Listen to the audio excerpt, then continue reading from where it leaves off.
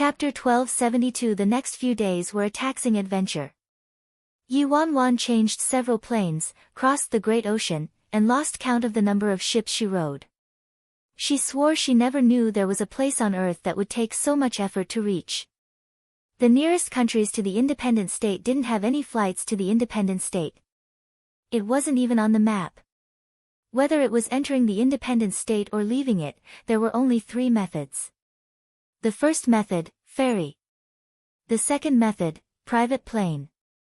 The third method, swimming. About 81 days in the sea would do. Independent state. Fuck. You. Yi Wanwan wrung the water from her clothes at a cave in some mountain. She really swam. From the coast into the sea and all the way to the independent state. The ferry had an accident at the last moment, and the boat tilted and slowly sank. Then the ferry's staff contacted the rescue team of the independent state. Yi Wanwan had no choice but to jump into the waters. She wasn't dumb. She didn't have a permit to enter the independent state. The rescue team would probably kill her when they arrived. Thankfully, the accident location of the ferry was just several hundred meters away from the independent state. After reaching the shore, patrols and hounds covered the coast and harbor, serving as customs agents. Yi Wanwan saw that everyone entering the independent state showed their permits. Without a permit, Yi Wanwan's only option was to flee into the nearby mountains. Inside the cave, hunger and fatigue enveloped her. Yi Wanwan's passport, ID card, bank cards, and etc. were all lost at sea, and all that she had on her was the gun she bought for self-defense from a neighboring country of the independent state. Although the independent state banned every kind of firearm, she didn't plan to throw the gun away. First, she didn't have a permit. Second, she didn't know anything about the independent state, so she felt more confident with a gun on her. She would be a fool to throw it away. After some time, Yi Wanwan felt her eyes grow heavy and she fell into a deep sleep. Many scenes surfaced in her dreams. Grandpa's blurry face, and some very strange but also incredibly familiar faces. In her dream, she seemed to have seen an extraordinarily looking and beautiful man who looked like he walked out of a painting. And that man was her fiancé, who had been engaged to her since she was young. She trailed behind that man every day, but that beautiful smile akin to a spring breeze didn't have any warmth in it. He permitted her to approach but never showed any other emotion toward her. She wanted to be with him for the rest of their lives, but he merely treated her like a child and considered her a younger sister. The grief and sadness in her dream were too real, so much so that Yi Wanwan felt her heart throbbing in pain. In the end, she left him and went far away. She went to many places, met many people, and did many ridiculous things. She later met another person. It seemed to have been an amorous encounter too. Although this amorous encounter wasn't that cute, their interactions made her feel really warm. Yi Wanwan woke up the next morning at dawn. She opened her eyes and felt pain rippling through her head. The salty smell from the ocean water covered her body. She wanted to try her best to recall her dream from that night but couldn't recall anything no matter what. Intuition told her that her dream was very important to her, but she helplessly couldn't recall anything from it. After she felt slightly better, she got up and left the cave, entering the forest. She didn't know what region this forest belonged to, but it wasn't too large thankfully, so Yi Wanwan managed to leave the forest after half a day. Chapter 1273. 1273. Yi Wanwan was utterly clueless about the independent state. She previously looked for information related to the independent state on the internet back in China, but she didn't find anything. Around noontime, Yi Wanwan entered a city-resembling region. The buildings in this city in the independent state were very similar to those in China. There was heavy traffic, a crisscrossing of streets and an endless flow of people, creating a bustling sight. Rather simple and unadorned weapon shops could be found on any spot on the street, and she even saw a half-naked man holding an iron hammer, striking raw iron into shape. Yi Wanwan walked and stopped, intense curiosity hanging from her face as though she discovered a brand new world. Although the independent state had a very similar style to China, there was something innately different between the two. The martial arts culture was very intense and vibrant, so the independent state carried an old and historical martial arts air, and some signature buildings had a more Western style, like the arena, the Beast Combat Arena, etc. Yu Wanwan could sense an extremely unique, foreign culture as she walked through the independent state. Is this Tang Tang, and nameless Nia in his group's hometown? Yu Wanwan murmured as she surveyed her surroundings. It had to be said that this was quite a mystical country. A moment later, Yu Wanwan stopped in front of a restaurant. There was a strong fragrance of food emanating from the restaurant. It was only then that the starving Yu Wanwan realized she hadn't eaten in 2 whole days. When she rode the ferry to the independent state from a neighboring country, she barely ate anything out of seasickness. Later, the boat had an accident and Yu Wanwan jumped into the sea, losing everything, her ID and bank cards and such, in the sea, except for a gun. She was penniless right now, even beggars were probably richer than her. She was in a foreign country, lost everything, and hadn't eaten for 2 days. Was there anything more frightening than this? Of course there was. This foreign country was the independent state. Soon, she saw some men and women wearing strange white clothes with a very solemn-looking emblem hanging on their chests and the giant characters, Martial Arts Union, printed on their backs. The official personnel of the Martial Arts Union has been showing up a bit more often in the last few days. Some pedestrians stopped walking when they saw the members of the Martial Arts Union and they took out their independent state permits.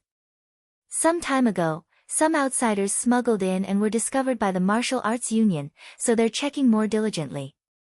I don't think it's just about the outsiders.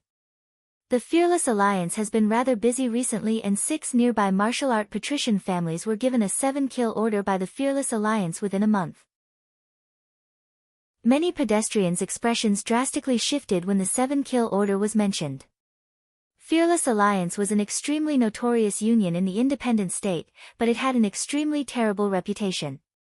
Even the 4 great clans of the independent state weren't willing to provoke it, let alone the normal martial art patrician families. The most prosperous period of the Fearless Alliance was probably 7 years ago.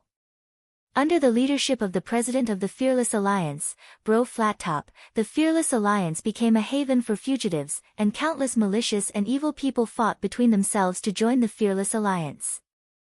Moreover, many years ago, a group of extremely senior SS-level mercenaries who never followed the mercenary rules also joined the Fearless Alliance.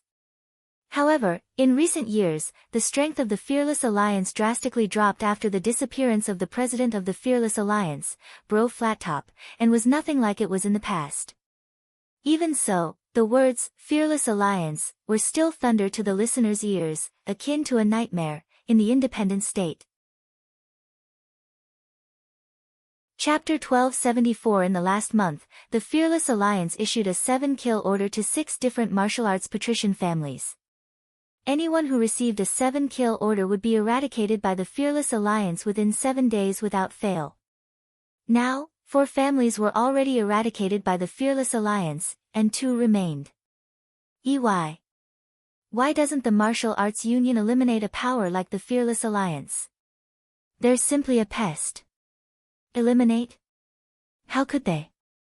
The independent state doesn't have a rule or law about this. The Fearless Alliance didn't use any firearms or disobey the Union's rules. According to the Fearless Alliance, this was a personal enmity, so the Martial Arts Union can't manage it. Anyway, who'd be willing to provoke the Fearless Alliance? The members of the Fearless Alliance are all fugitives, and they're a bunch of lunatics who don't care about their lives. Do you believe that if the Martial Arts Union dared to stick their nose in the Fearless Alliance's business, the Fearless Alliance wouldn't dare to wage a war with the Martial Arts Union? Yu Wanwan stood on the side and was rather interested at the mention of the Fearless Alliance. She recalled the strong men she encountered in China. Those strong men used to be members of the Fearless Alliance but were expelled because they spared a dog or something like that. After Yu Wanwan eavesdropped on the talk around her, she gained a basic understanding of the independent state's current situation. On the surface, the most powerful factions in the independent state were the 4 great martial arts patrician clans, Nia, Ji, Ling, Shen, who controlled nearly half the independent state's resources. These four great clans were the tyrants of the independent state on the surface, and everyone knew about them. Amongst them, the Ji family was a bit unique in that the heir of the Ji family was also the emperor of Europe's entire underworld. Of course, the four great clans were merely the tyrannical patrician families of the independent state on the surface. There were also many hidden and mysterious ancient martial arts patrician families secluded from the world. There was also an official faction in the independent state aside from the four great clans. All of the rules were established by this official faction, the Martial Arts Union. The Martial Arts Union was responsible for menial duties like evicting outsiders and checking permits. Even the four great clans couldn't shake the position of the Martial Arts Union. Aside from the martial arts patrician families, the most distinguished part of the independent state was the Mercenary Academy.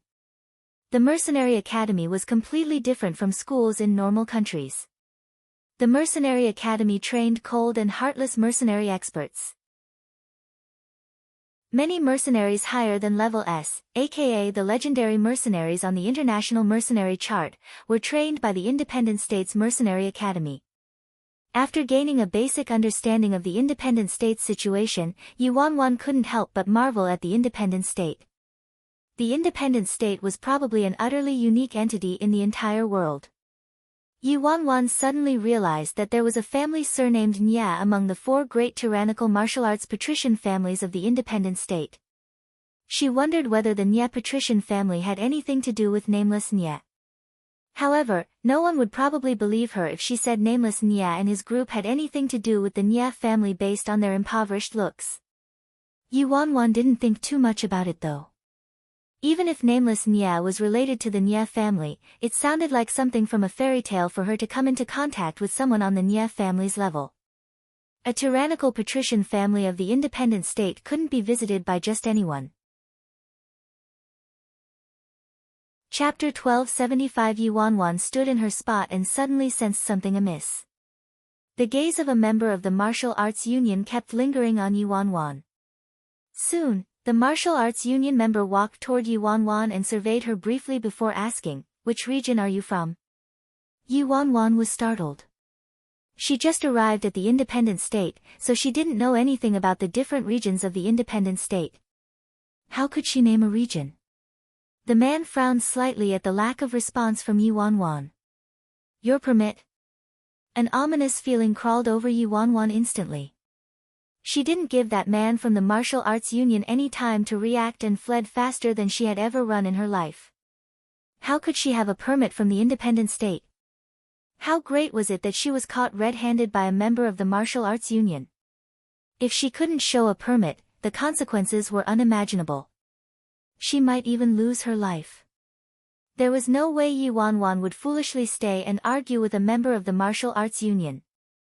This was the independent state. She wasn't so naive that she thought she could successfully bluff her way out of a pickle with the Martial Arts Union. "I found a suspicious person," the man shouted behind him. Immediately, the members of the Martial Arts Union chased after Yuanwan in groups, and every member was extremely fast. Although Yuanwan was fast, she was still too slow compared to her pursuers. If things continued like this, she'd be caught before long. In her haste, Yuanwan ran quicker, but a few seconds later, she slammed into the figure of someone in front of her. "Who are you?" The man who was slammed into had a deep frown as he looked at the person who ran into him with displeasure. However, he was briefly taken back when he saw the girl's appearance and felt his heartbeat speeding up. All those women who thought they were stunningly beautiful all became ordinary to him. The difference between these women and her was like day and night. She didn't have any makeup on her face, but her bare looks were already astonishing. Her flustered appearance elicited an inexplicable desire for him to protect her. "I'm sorry. Are you okay?" Yuanwan asked with a furrow of her brows as she looked at the nobly dressed man in front of her. Oh, I'm fine. It's nothing. My bones are rather strong." "Did you get hurt?" the man asked. Why are the people from the independent state different from what I imagined? Are they all so friendly?" She ran into someone, but he didn't blame her at all and started asking about her well-being instead. It appeared that the independent state was quite a nice place, except for that martial arts union.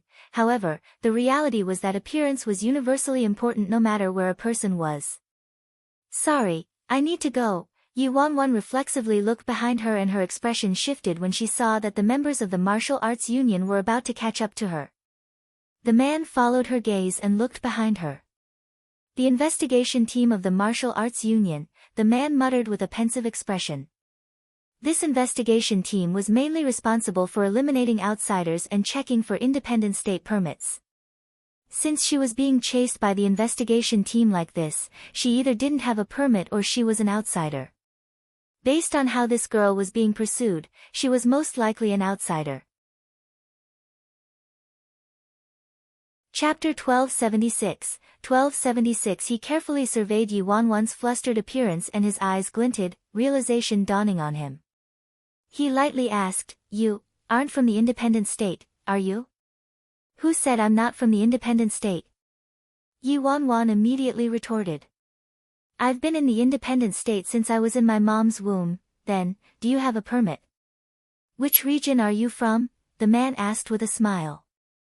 Yi Wanwan was too lazy to argue with him. If the members of the martial arts union caught up to her, it wouldn't be fun at all. Seeing that Yi Wanwan wanted to keep running, the man instantly blocked Yi Wanwan and shook his head. No outsiders have ever escaped from the hands of the martial arts union's investigation team. Follow me. Without giving Yi Wanwan time to think, the man led her to run forward. The man was very familiar with this area, so a series of twists and turns later, they entered a manor and escaped from the investigation team. At the manor, the man asked Yi Wanwan, "Excuse me, what's your name? How should I address you?" "Yi Wanwan." "Thank you for your help." Yi Wanwan didn't know the rules and customs of the independent state, so she cupped her fists, pretending like she knew what she was doing. The man chuckled. "Miss Yi, you're welcome. I'm Zhou Wu." After a conversation with Zhou Wu, Yi Wanwan learned that Zhou Wu was the heir of a martial arts patrician family and this was the Zhou residence. Yi Wanwan knew Zhou Wu didn't hold any malicious intentions toward her. If it wasn't for Zhou Wu stepping in today, her fate would have been inconceivable. It was quite unrealistic for her to successfully escape from the martial arts union's investigation team based on their speed. "Miss Yi, I don't know whether you came to the independent state to sightsee or for something else, but you should prepare yourself. The independent state is very xenophobic and many outsiders die in the independent state," Zhou Wu said to Yi Wanwan. "Then, you aren't xenophobic?" Yi Wanwan was curious. Zhou Wu shook his head. "Don't be ridiculous, Miss Yi. My grandfather was also an outsider when he was young, but the independent state's rules were more relaxed back then, so my grandfather managed to establish the Zhou family in the independent state through hard work. Our Zhou family isn't xenophobic, we've been the same from the beginning." "I see," Yi Wanwan nodded. No wonder Zhou Wu was willing to help her.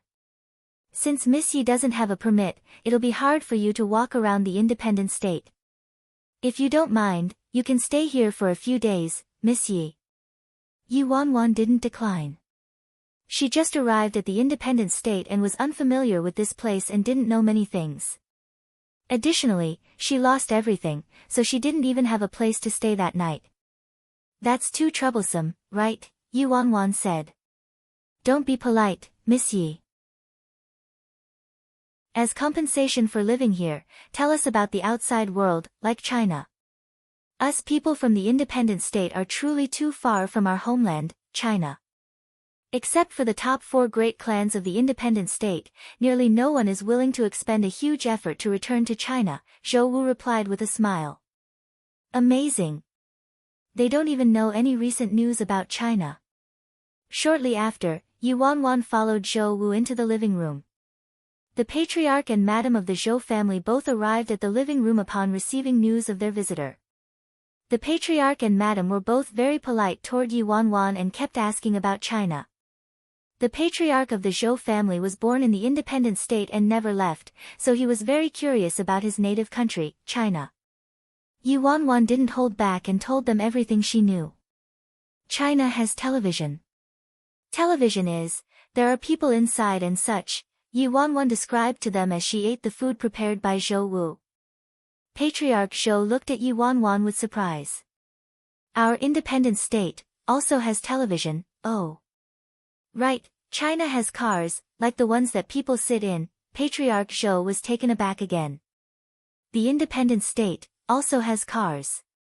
Big cars, little cars, sports cars, race cars, go-karts. Their independent state wasn't some sealed-off fifth world country, all right. Chapter 1277. Yi Wanwan was a bit embarrassed when she saw the strange expressions of the patriarch and madam of the Zhou family. Come to think about it, the independent state was just as developed as the neighboring countries, their entertainment scene was just lacking slightly.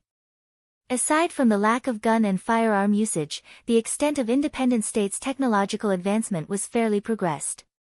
Of course, the independent state prioritized martial arts. To the people of the independent state, everything else was added on, only martial arts were more important than the heavens. After correcting her mindset about the independent state being behind on everything, Yi Wanwan told the patriarch and madam of the Zhou family about the latest events in China, interesting them immensely. A while later, the patriarch of the Zhou family looked at Yi Wanwan and asked curiously, Miss Yi, you're Chinese. China is truly too distant from the independent state, but Miss Wanwan ignored this great distance and came to the independent state. Could it be that you came merely to sightsee? Although foreign tourists learned about the independent state's existence in the past and secretly snuck into the independent state, their fates weren't too good. The independent state's xenophobia had intensified further and further in the past few decades. Yi Wanwan pondered for a moment before saying, to tell you the truth, I didn't come to the independent state to sightsee. I came here to find someone. Find someone? The patriarch and madam were both taken back by Yi Wanwan's answer. This was miraculously the first time they heard someone say they came to the independent state to find someone. Oh, right, Yi Wanwan wrote down a phone number on a piece of paper and walked to the patriarch and madam. Excuse me, do you happen to know the region this phone number belongs to? This phone number was the number she found in Si Yihan's study. She previously used nameless Nie's phone to call it, but it later turned into an empty number, unable to be reached. Nothing's coming to me. Patriarch Zhou took the piece of paper and looked at it for a moment before promptly shaking his head. Wife, what about you? Patriarch Zhou handed the number to his wife. This is a phone number from the independent state indeed, but I don't recognize the region, she said. Let me see. Zhou Wu stood up and took the piece of paper to examine it. It might be Yun City, but I'm not sure, Zhou Wu said with uncertainty. Yun City. Yi Wanwan was dumbfounded. She didn't even know the name of the district she was currently in. After talking to Zhou Wu and his family, Yi Wanwan learned about the basic geography of the independent state. Originally, the independent state was divided into 6 major districts. The 4 great clans each controlled 1 district while the Martial Arts Union controlled 2 districts. However, about 30 years ago, a civil war erupted in the independent state, and the 6 districts were combined into 1 big district due to developmental needs, and it was named Yun City. Its prosperity was akin to China's imperial city and was the independent state's most important major city. Currently, Yi Wanwan was in the suburbs of Yun City. Although Yun City was only a city, it was created from the original 6 major districts, so it was incomparably bigger and broader than China's imperial city. The headquarters of the 4 great clans, the Martial Arts Union, the 3 major mercenary academies and some extremely renowned mercenary guilds were all located in Yun City. For example, the Zhou family might have some prestige locally, but their prestige would be like a grain of sand dropped into the ocean if they visited Yun City. It would be harder than ascending to the heavens for any martial arts patrician family to gain a steady footing in Yun City. Chapter 1278. After hearing an explanation from Zhou Wu and his dad, Yi Wanwan finally understood the concept of the independent state's Yun City. 4 great clans, Yi Wanwan murmured. The 4 great clans of the independent state are all tyrannical level patrician families. The patriarch of the Nye family manages mercenaries, the Ji family focuses on underground syndicates, the Shin family might not be talented in martial arts but they're the wealthiest family in the independent state, their wealth can rival a country's. As for the Ling family, they're a bit average and aren't especially outstanding, Zhou Wu said with a chuckle. Oh right, then does the Nye family have someone called Nameless Nye? Yuan Wan probed as she looked at Zhou Wu. Nameless Nye. Zhou Wu shook his head. Our Zhou family rarely visits Yun City, and it's difficult for the outside world to learn about the members of the four great clans. Moreover, the Nye family simply has too many members. From the direct line to outside relatives and side branches, heaven knows how many people are in the Nye family. We don't even know the name of the patriarch of the Nye family. The Zhou family was only considered a minor martial arts patrician family in the independent state. A family on the Nye family's level was like a colossus to the Zhou family, distant and forever out of their grasp. Aya, as they were speaking, an adorable little boy in his pajamas sprinted into the living room and latched onto Zhou Wu's calf. Your son? Yuan Wan asked with a light chuckle, looking at Zhou Wu. Zhou Wu shook his head vehemently. He's not my son. His parents are tourists who came to the independent state 3 years ago and died here. I adopted him without much thought back then. Yuan Wan was briefly startled by Zhou Wu's explanation. It had to be said that Zhou Wu's character was quite decent. It wasn't only Zhou Wu, the entire Zhou family was very friendly. What's your name? Yuan Wan asked the child with a smile. The little boy had his eyes wide open and he kept staring at Yuan Wan before suddenly opening his arms toward Yuan Wan, as though he was asking to be picked up. Yuan Wan couldn't help but think of Tang Tang when she saw this child, and a feeling of familiarity surfaced in her heart. Yuan Wan took the little boy into her arms immediately. Miss Yi, his name is Qiu. He was probably traumatized when his parents died tragically in the independent state, so he lost the ability to speak. Yuan Wan looked at the little boy and fell into deep contemplation. He was young, but he watched his parents die tragically in front of him, so he definitely suffered great trauma. She couldn't imagine this child's state of mind back then. Yuan Wan gently touched the little guy's head, and Qiu hugged Yuan Wan, unwilling to let go no matter what. Miss Yi, it looks like Qiu really likes you. This child is actually really afraid of strangers, Zhou Wu said with a smile. Yuan Wan smiled when she heard that. She seemed to have a rather great affinity with children. After chatting so long with the Zhou family, Yuan Wan felt a bit tired. Madame Zhou personally cleaned up a guest room for Yuan Wan and had her go inside to rest. However, Qiu insisted on following Yuan Wan, so she helplessly took Qiu with her. Late at night, Yuan Wan sunk into a deep sleep with the child in her arms and spent her first actual night in the independent state. Time passed in the blink of an eye, and Yuan Wan had stayed at the Zhou residence for 4 days already. In those 4 days, Yuan Wan asked Zhou Wu or Madame Zhou about the independent state's culture and customs whenever she could. She couldn't live in the Zhou residence forever and had to leave eventually.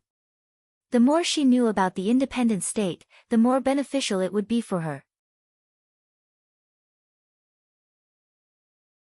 Chapter 1279, 1279. Aside from asking questions about the independent state, Yuan Wan spent her days with Qiu. They ate together and slept together. Yuan Wan really liked this little boy with a tragic background, so their relationship was quite good. Yuan Wan became familiar with the dozens of Zhou family members in the last few days and learned more about rumors and news about the independent state from them. She also became responsible for some trivial matters of the Zhou family. Normally, she went out to buy some groceries and also took the fierce dog raised by the Zhou family out on walks, along with other tasks. She couldn't keep freeloading off the Zhou family. Of course, Yuan Wan had to ask Madame Zhou for money for groceries. Yuan Wan originally thought the independent state was a fairly behind and sealed-off world that merely had a high martial arts culture, but after spending a few days in the independent state, she realized she was gravely mistaken. The independent state was only lagging in entertainment. For example, the acting scene wasn't that popular in the independent state, and the concept of idols didn't exist there. In the independent state, the most revered and respected people were martial arts experts. The stronger they were, the more respected they were. If they weren't strong, they were nothing. In China, Yuan thought her martial arts skills were extraordinary already, but her skills were utterly lacking in the independent state. A random pedestrian pulled off the street was probably stronger than her. If she was unlucky, she would be fiercely beaten without a chance of fighting back. The next morning at daybreak, Yuan left the Zhou family with Qiu in her arms to purchase some vegetables and groceries. Madame Zhou trusted her a lot and didn't think she would run off with the grocery money. The independent state's currency was the world's universal currency, just like China, and wasn't some obsolete currency from an undeveloped country that she originally thought it was. In the past few days, the activity of the official personnel of the martial arts union decreased, so even if Yuan was caught without a permit, the Zhou family could act on her behalf. Aya, Qiu saw beads of sweat on Yuan's forehead and raised his hand to wipe them off. Qiu is so good, Yuan complimented Qiu. Qiu blushed and gave Yuan an abashed smile. Before Yuan could continue, waves of discussion were heard in front of them, and all the pedestrians on the street rushed out and ran toward the same direction. Yuan was very curious about this rush of people. The Li family is bloody unlucky. Right. The Fearless Alliance is here, and the Li family is one of the last two patrician families they're going to eradicate today. Who's after the Li family? I don't know. Yuan's expression shifted when she heard the conversation of the passers-by. She followed the rush of people with Qiu.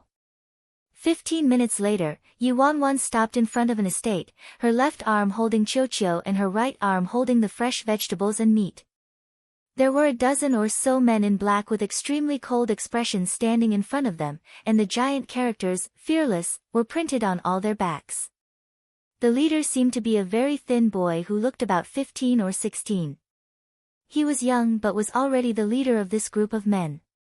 Fuck. 7-star, that boy is 7-star. A certain pedestrian's expression drastically changed when they saw the thin youth. Chapter 1280, Fearless Alliance, the SS-level mercenary under Bro Flattop. 7-star. Gasps rang out everywhere.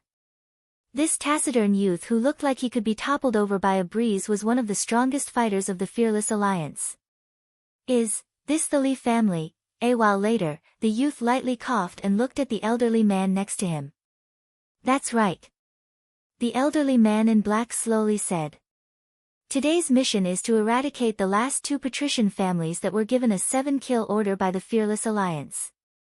This Li family is one of them. Dozens of people rushed out of the Li family's estate just as he finished speaking.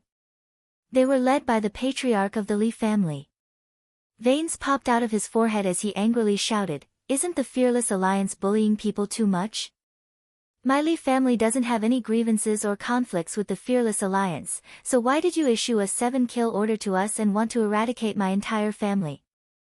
Don't have any grievances or conflicts, the youth, 7-star, murmured. An inexplicably cold glint flashed through his placid eyes before disappearing without a trace. The Li family badmouthed my Fearless Alliance, so they should be eradicated, 7-star slowly said, his voice gentle and seemingly harmless. Humph. Your Fearless Alliance does all sorts of evil things. Which actions of yours aren't atrocious and outrageous? The Li patriarch exclaimed angrily. 7-star, their Li family still doesn't know death is on their doorstep. How comical. The elderly man haughtily assessed the Li patriarch with a sneer. Kill, 7-star ordered coldly. Fearless. Fearless. Fearless. As 7-star's words fell, the members of the Fearless Alliance rushed toward the members of the Li family like mad and enraged lions. In the next second, Yuan watched in disbelief as fresh blood dyed the earth beneath the Li family's feet bright red. There were only a dozen or so Fearless Alliance members, but they were fearless against the dozens of martial artists from the Li family. Over half of the Li family was dead or injured in the blink of an eye. Youth, you're young, but you're so malicious. You deserve to die. Suddenly, the patriarch of the Li family leaped into the air and looked like he teleported to Seven Star, his fist swinging towards Seven Star's temples. However, Seven Star somehow disappeared from his spot without a trace. So fast. Yi Wanwan's heart wildly pounded as she watched this. Seven Star's speed was extremely fast, so much so that she could barely catch him with her naked eyes. Are you looking for me? Seven Star's voice rang out. Before the Li patriarch could react, he felt like a mountain was pressing down on top of his head. Boom! Everyone watched Seven Star's feet stomp on Patriarch Li's head. The youth stood with his arms behind his back, graceful and free. His expression was cold like ice, and his placid eyes didn't contain any human emotion. Get lost! The Li patriarch's figure trembled, and he wanted to throw the youth off his head, but Seven Star was like a statue and remained unmoving no matter what the Li patriarch attempted. You bastards! The Li patriarch erupted in rage. However, Seven Star lifted a leg as the Li patriarch spoke and lightly tapped his temple with the tip of his feet. A second later, the Li patriarch's face turned pale, and he couldn't utter another word. He fell on the ground with a plop, killed from a tap from Seven Star. The Li family erupted into chaos when they witnessed their patriarch killed in an instant. Don't spare a single person, Seven Star landed on the ground and calmly commanded. Chapter 1281 Far away, Yi Wanwan tightly hugged Qiuqiu and covered his eyes.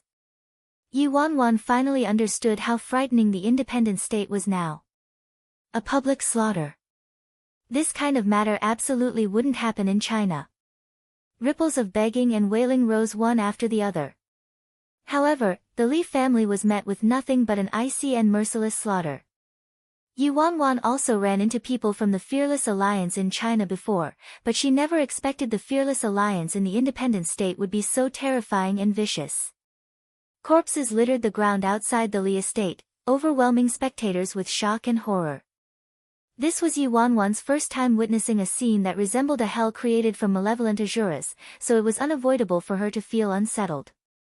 A moment later, Yi Wanwan turned around and left with Qiuqiu, unable to watch any longer.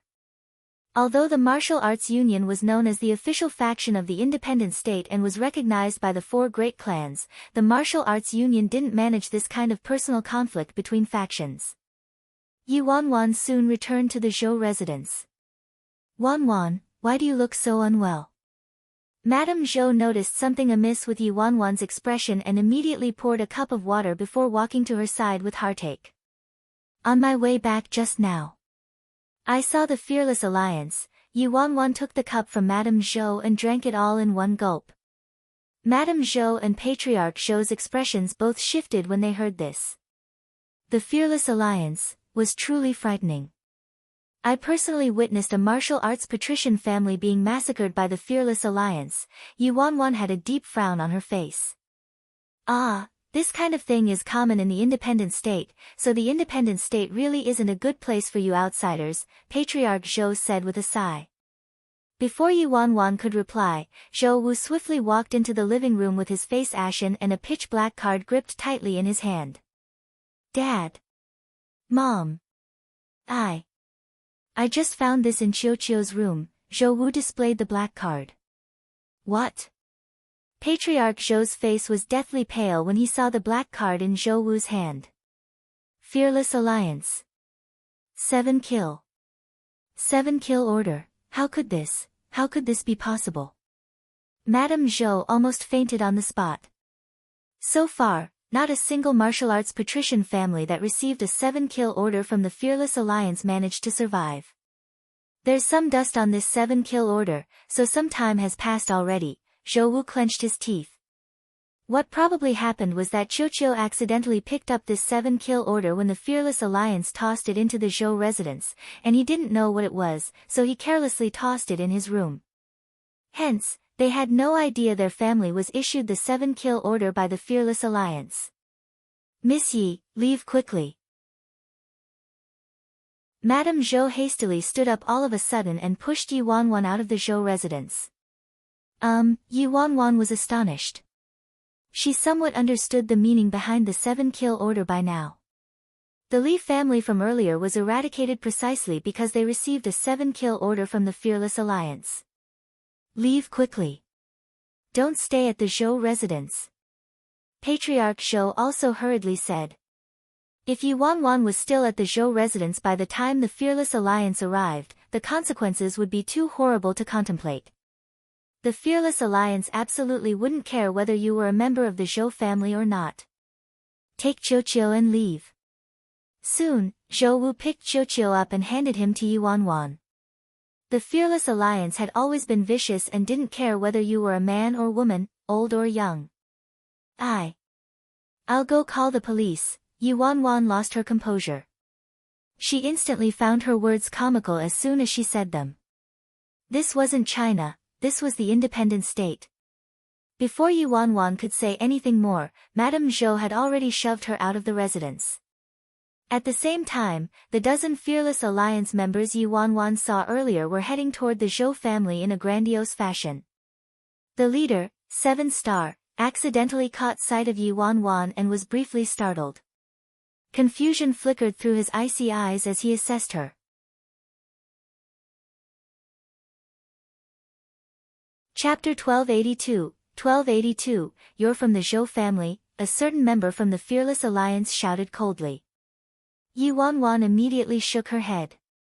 If she admitted that, she'd probably be killed on the spot. She's not a member of the Zhou family.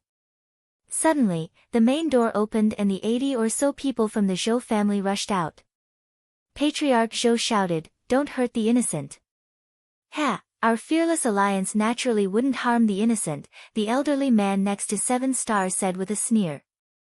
Fervent discussion bubbled around them as more and more pedestrians gathered in front of the Zhou residence. Not a single family who received a 7-kill order had survived, so to the onlookers, the Zhou family would die without a doubt. After today, the Zhou family would exist no more. I want to ask, how did our Zhou family offend your Fearless Alliance? Patriarch Zhou was very confused. They'd never had any interactions with the Fearless Alliance, so why were they issued a 7-kill order for no reason? There wasn't much. It's just that the location of your Zhou residence is decent and the feng shui is good, so the Fearless Alliance wanted to establish a branch here, the elderly man next to 7 Star responded with a smile in a matter-of-fact manner. What did you say? Patriarch Zhou was livid from anger. You want to eradicate my Zhou family just because of this? If you like it, our Zhou family can give it to you without a cent of compensation. You want to give it to our Fearless Alliance as charity? The elderly man looked disdainful. Their Fearless Alliance had always been like this, they would snatch whatever they liked. As for people, they would kill them if they wanted to. It all depended on their mood. Reason and logic weren't important to them. It wouldn't be charity. I hope you won't twist my meaning. This is an exchange. I'll use the fortuitous land that you value to trade for my family's lives, Patriarch Zhou patiently explained to the elderly man. Patriarch Zhou feared the Fearless Alliance from the bottom of his heart. They were a faction that basked in murder and slaughter.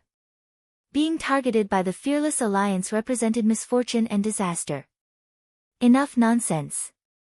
Since you received a 7-kill order from the Fearless Alliance, the fate of your Zhou family was decided the day you received the order. The elderly man snorted and flicked his sleeves. Kill. The dozen Fearless Alliance members with "Fearless" written on their backs all charged toward the Zhou family instantly. Father, don't waste your words. It's useless. We'll stake everything we have today. Zhou Wu acted and was the first to meet the Fearless Alliance's attack without any intention of retreating. However, although Zhou Wu was quite skilled in martial arts, he was still inferior to the members of the Fearless Alliance. A few breaths later, Zhou Wu was sent flying back like a snipped kite. Shouts and curses endlessly rang out.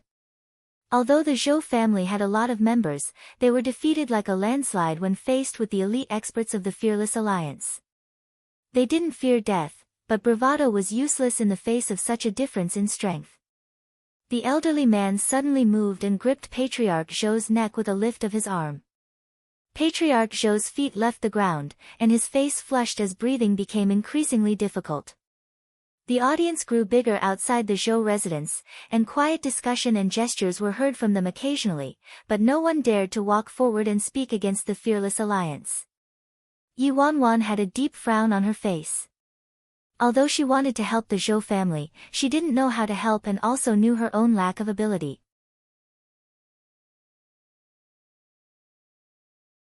Chapter 1283, 1283. Yi Wanwan gained a basic understanding of the Fearless Alliance by now. Based on their modus operandi in the independent state, if she dared to walk even a single inch forward or vocally stop them, she would be killed. Qiuqiu's face flushed as he watched this scene in Yi Wanwan's arms. He struggled out of her arms with inexplicable strength and dashed forward. Qiuqiu. Yi Wanwan's expression shifted, and she wanted to stop him, but it was too late. Aya. Qiuqiu ran to the elderly man and fiercely slammed his head against the elderly man's leg. Where did this little bastard come from? The elderly man became furious instantly and lifted his right arm, throwing Patriarch Zhou into the air and grabbing Qiuqiu. The child is innocent. Stop. Stop. Madame Zhou turned pale with fright. A brat who's still wet behind the ears. I wager you're a short-lived brat who won't live past today. The elderly man lifted Qiuqiu up and attempted to slam him to the ground. In a fraction of a second, Yi Wanwan reflexively leaped forward without a second thought and blocked the elderly man. Stop. The elderly man frowned slightly and looked at Yi Wanwan with an indescribable expression. You also want to die? The elderly man's face was dark. How interesting. Even a girl dared to offend their fearless alliance now. I told you to stop. Are you fucking deaf? They don't even spare children. Absolutely insane and heartless. Before the elderly man from the Fearless Alliance could say anything, Yi Wanwan abruptly pulled out the gun tucked in her clothes. The icy, pitch-black muzzle pushed against the elderly man's head. A gun. You? The bone-chilling cold caused the elderly man's face to shift slightly. Someone actually dared to carry a gun in the independent state and take it out in public? Even their Fearless Alliance didn't have the guts. This was the oldest rule in the independent state. Whether it was the four great clans, the recluse ancient clans, or the martial arts union who claimed to be the official faction of the independent state, they all didn't have the guts. However, this woman really did take out a gun and point it at his head. This cold feeling proved it absolutely wasn't fake.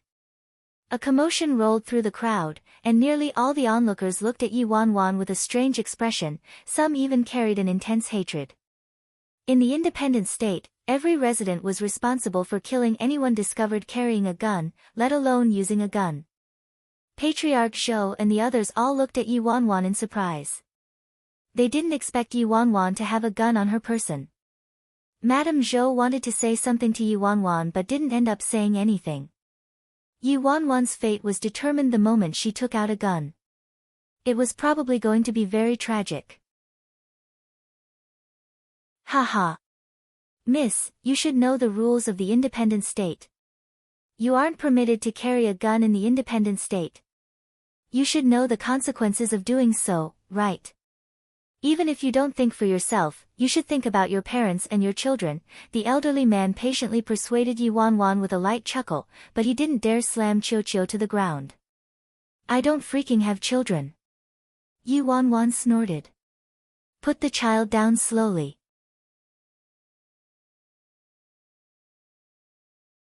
Chapter 1284, Okay. Okay, calm down. I'm putting the child down. The elderly man looked like he feared being killed by a slight misclick. Soon, the elderly man placed Qiuqiu on the ground lightly. Madame Zhou immediately went up and took Qiuqiu into her arms. Haha, miss, why were you so suicidal and insisted on carrying a gun? Look, I did as you said, can we peacefully talk now? The elderly man said with a light chuckle while raising his hands. The members of the Fearless Alliance also stopped what they were doing. This was the first time that someone dared to pull out a gun in public in the independent state. What, aren't you fearless? Don't you fear nothing? Are you afraid now? Yi Wanwan's face was extremely cold as she pressed her gun against the elderly man's head. The coldness and killing intent in the girl's eyes caused the elderly man to be startled for some reason. Miss, the rule of our independent state, don't freaking talk to me about the rules of the independent state. Those are your rules, not my rules. Yi Wanwan coldly said. Suspicion flickered through Seven Star's icy eyes again when he heard her words, this girl. Ha ha ha ha, okay. It's really been a long time since I've encountered such an interesting child. The elderly man was briefly taken back before he broke into loud laughter. Yi Wanwan frowned and watched the elderly man vigilantly. Immediately leave the Zhou residence with your people. The elderly man's face chilled gradually as he enunciated each word clearly. Miss, my patience also has a limit. Worst comes to worst, I'll trade my life for yours. I'm a member of the Fearless Alliance, I'm not afraid of death. You should know our Fearless Alliance's modus operandi. Every member of the Fearless Alliance was renowned for being unafraid of death. Yi Wanwan had heard about this in her casual chat with the Zhou family. However, Yi Wanwan didn't believe people could really be unafraid of death. He had a gun pointed to his head but he was still unafraid. You better be that brave. I'll count down from 3. If you don't do as I say, I'll fire, Yi Wanwan told the elderly man expressionlessly. If this was a few days ago, Yi Wanwan wouldn't have been able to imagine herself pointing a gun at the head of a member of the Fearless Alliance and threatening him. I must have eaten a bear's heart and leopard's gall to get this courage. However, the situation had progressed to this point, so she had to persist even if she was terrified to death. She knew she would be devoured without a bone left if she showed the slightest bit of weakness in front of these people. From the moment she chose to enter the independent state, she knew what it meant to be here. She was on her own for everything, and no one could help her. Yi Wanwan took a deep breath and counted down coldly. 3, 2, 1. When Yi Wanwan counted to 1, she clicked the trigger without any hesitation. However, to her surprise, the elderly man really wasn't afraid of death. His back stayed straight and he calmly faced death. Bang! Bang bang! Yi Wanwan pressed the trigger several times, but there was only the sound from the trigger without a single spark from the muzzle. The entire surroundings grew silent. It was so silent that even the beating of everyone's hearts could be heard.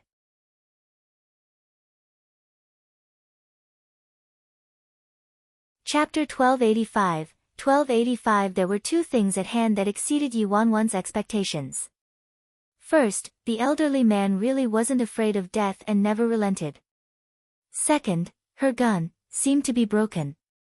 According to Yi Wanwan's plan, the elderly man would definitely pee in his pants and fall to his knees when she counted to 1, and she would fire at empty air.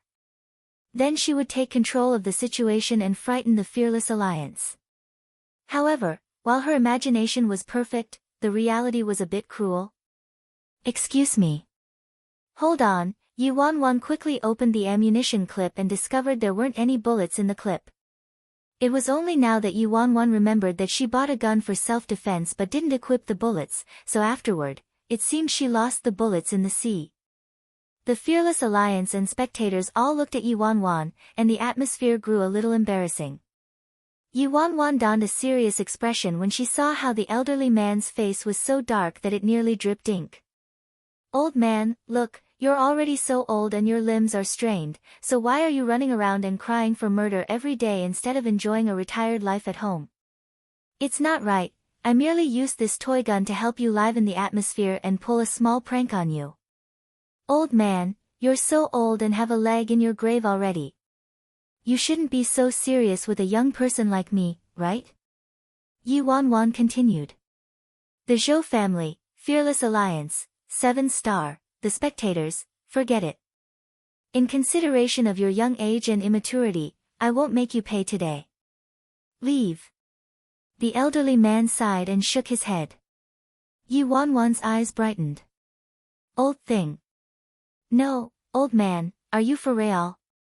You'll let me leave? Ha, young girl, I'm also joking with you. The elderly man had an icy smile.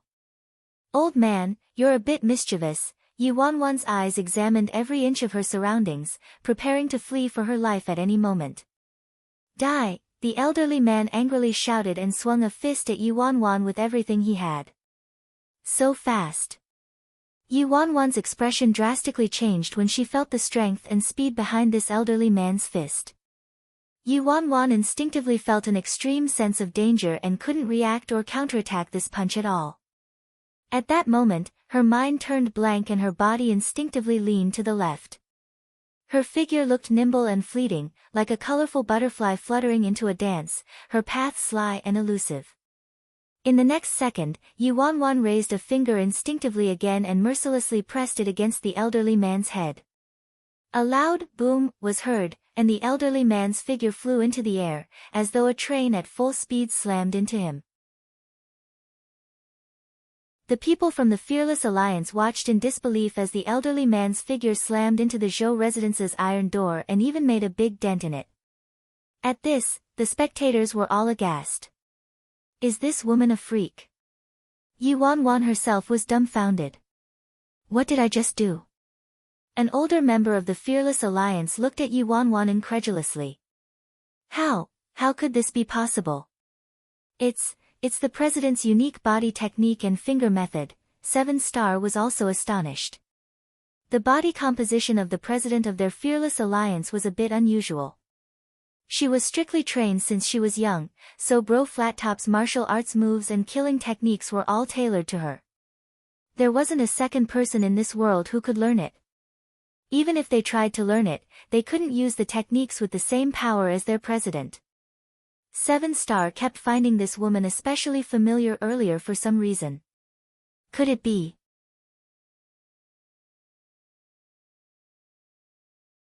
Chapter 1286, How is this possible? All the members of the Fearless Alliance looked at each other, bewildered, with shock and terror on their face.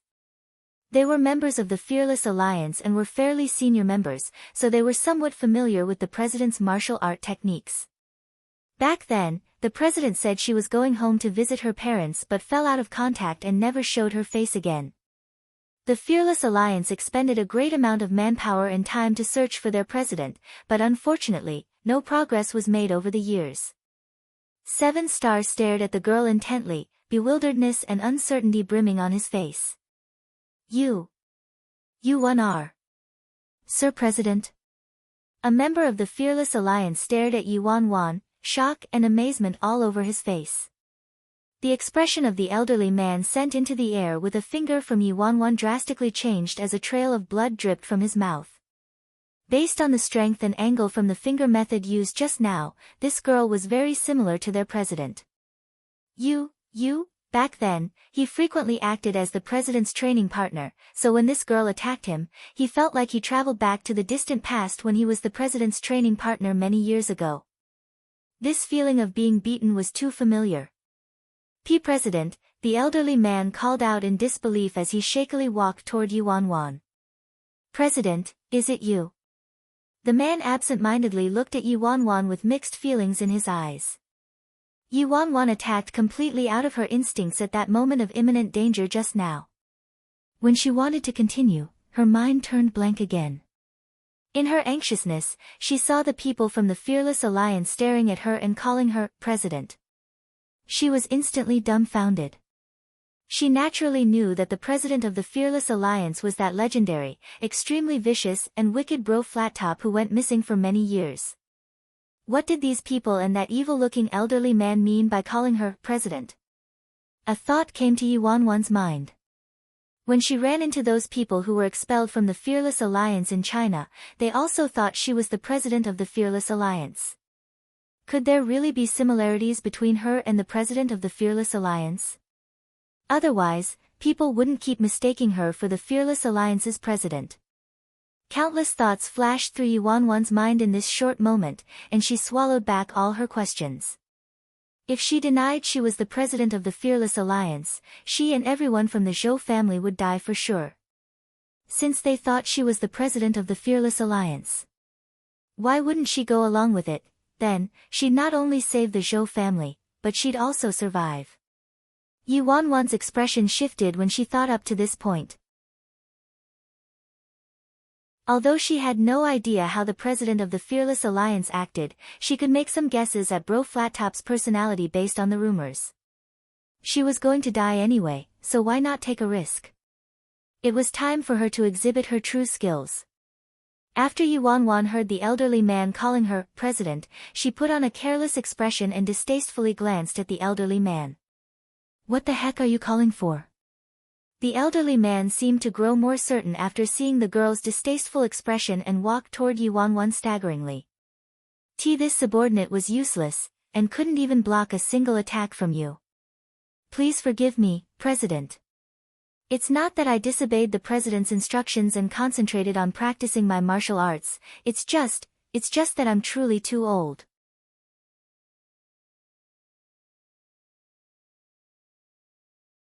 Chapter 1287. The elderly man explained with trepidation as he bent down and carefully peered at the girl.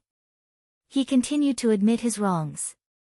"President, this subordinate was blind and failed to recognize your venerable identity." An astute glint flashed through the elderly man's eyes and he asked, "However, why didn't you state your identity just now, President?" As expected, they weren't so easy to deceive. He was testing her. Yuanwan guessed Bro Flattop's mindset. Since she didn't return after having fun for so long on the outside, she either had an accident or hadn't had enough fun and didn't want to return. And so, Yuanwan clicked her tongue. "State what identity? You can carelessly eat things, but you can't carelessly say things. Who said I was your president?" If Yuanwan directly claimed to be their president, they might not believe it, but if Yuanwan suddenly did the opposite and denied it, they would be surprised. The elderly man was dumbfounded as expected and turned grievous, as though he was about to cry. "President, stop playing. Who else but you could use that move just now?" This subordinate absolutely wouldn't mistake the feeling of being beaten by the president. "Since you've returned this time, I beg you to stop running off again, President. Because you left for too long, your appearance must have changed greatly over the years, so this subordinate couldn't recognize you at first. Please pardon this subordinate, President." Yuanwan finally revealed an exasperated expression at losing her disguise. "How troublesome." The elderly man hastily flattered her with a bootlicking expression. "You're probably the only one who'd dare to pull out a gun in the independent state, President." How could I have missed that? The elderly man was a bit upset at himself as he said that. If he discovered these details and recognized the president earlier, he wouldn't have had to suffer a beating. Seven Star foolishly looked at her. Yuanwan had just relaxed when she noticed Seven Star and all her hair stood on end immediately. This youth wasn't someone to be trifled with and was harder to handle than this elderly man. Yuanwan tried to steady her mind. Her lips curled, and she calmly looked at the youth. "You are really sister?" Seven Star walked forward, an unnoticeable glint surfacing in his eyes. "Sister?" Yuanwan was surprised. "What?" Seven Star of the Fearless Alliance was the president's younger brother.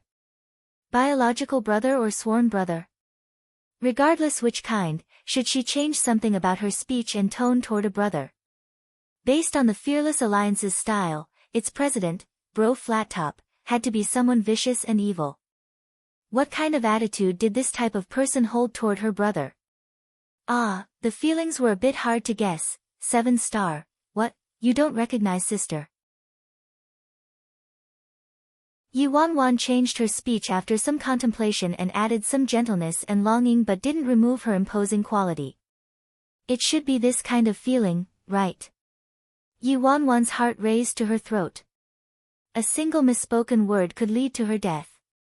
Seven Star stared at her and looked down wordlessly with a complicated expression. The other members of the Fearless Alliance also bustled with discussion. She must be our president, Bro Flattop. Otherwise, how could she know Bro Flattop's unique martial art methods? Back then, 7th Master begged the president to teach him a few moves, but 7th Master couldn't learn it after half a year even with his talent, a certain member said excitedly.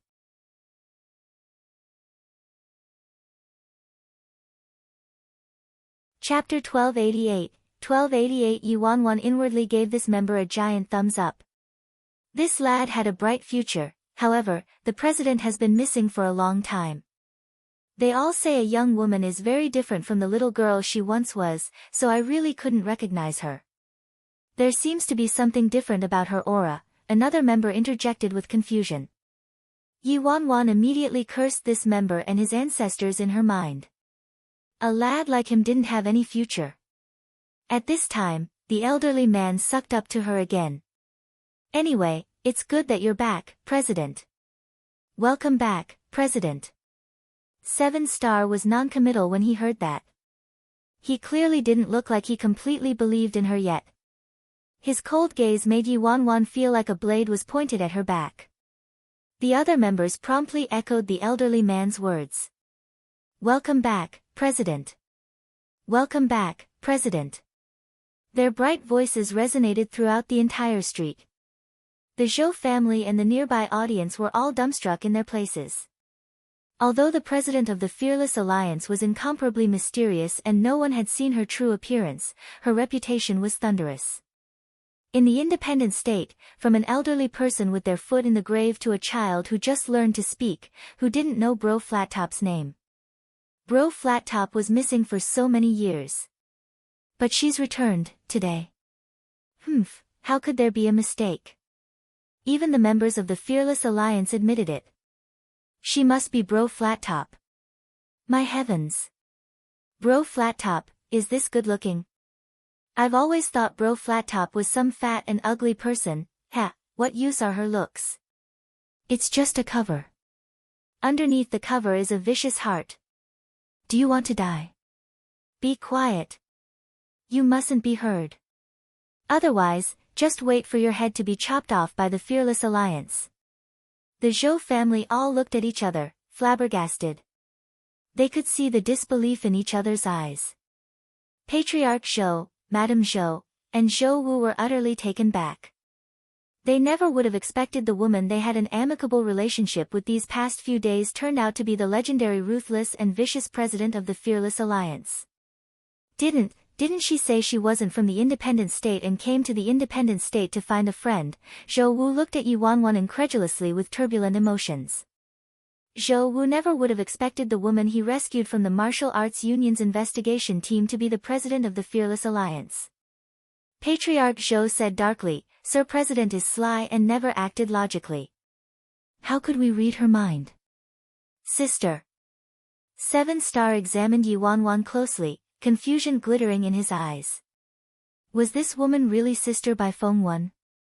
Although she used the same martial art moves, he felt like something was off. Even her appearance was only a tiny tinge similar. Whether she was real or fake, they had to bring this person back. It'd be best if she was the real one. If she was fake. Since Sister's back, let's head back and inform everyone, 7-star said, regaining his aloofness a moment later. Yuan's heart sunk when she heard that. 7-star didn't believe her at all. Right, the president's return is a gargantuan joyous affair. We must hurry and inform everyone. President, let's head back first. The elderly man was incredibly excited.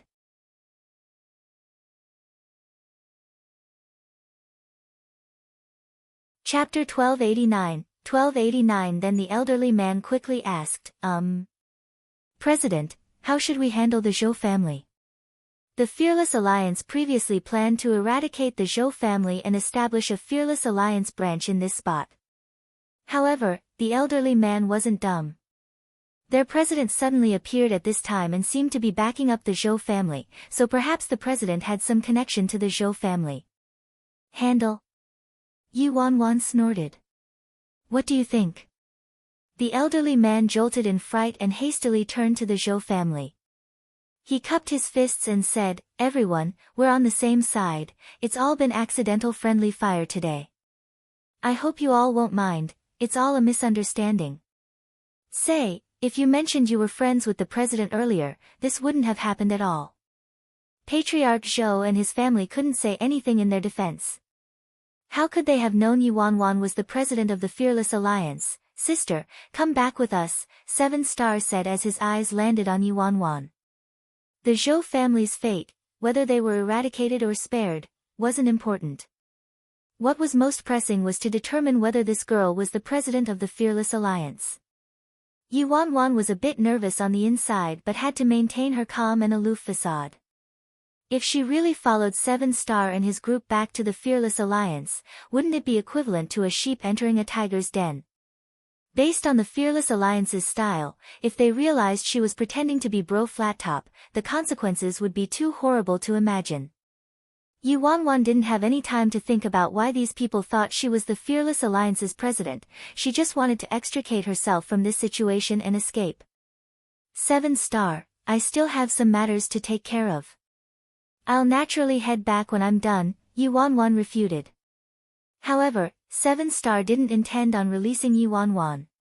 He assessed Yuanwan for a few seconds before saying, "Sister, regardless of the importance of your business, you'll have to take care of it later. Right now, the Fearless Alliance has something more important that requires your attention." Then 7-Star didn't give Yuanwan any chance to object and turned around to leave. "President, let's go. The whole gang has been waiting for President to return all these years." Currently, the Fearless Alliance's internal situation isn't stable. It's been divided into two factions. If President doesn't come back, the Fearless Alliance might end up breaking apart in the end, the elderly man sighed. This elderly man was helpless, but Yuanwan was more helpless than him. What did the Fearless Alliance breaking apart have to do with her?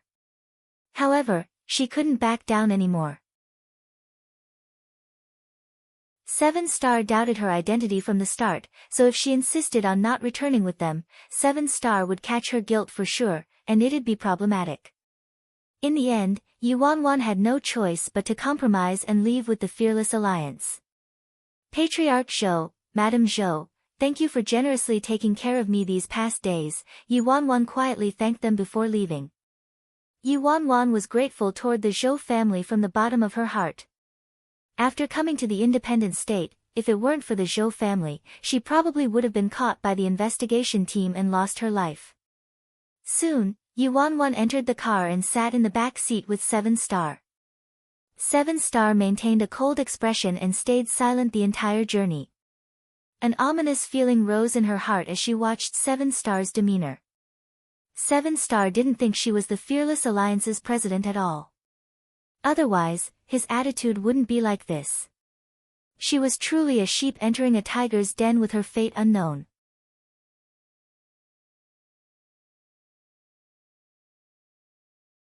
Chapter 1290. What was tricky was that Yuanwan had no knowledge about the relationship between 7-Star and Bro Flattop.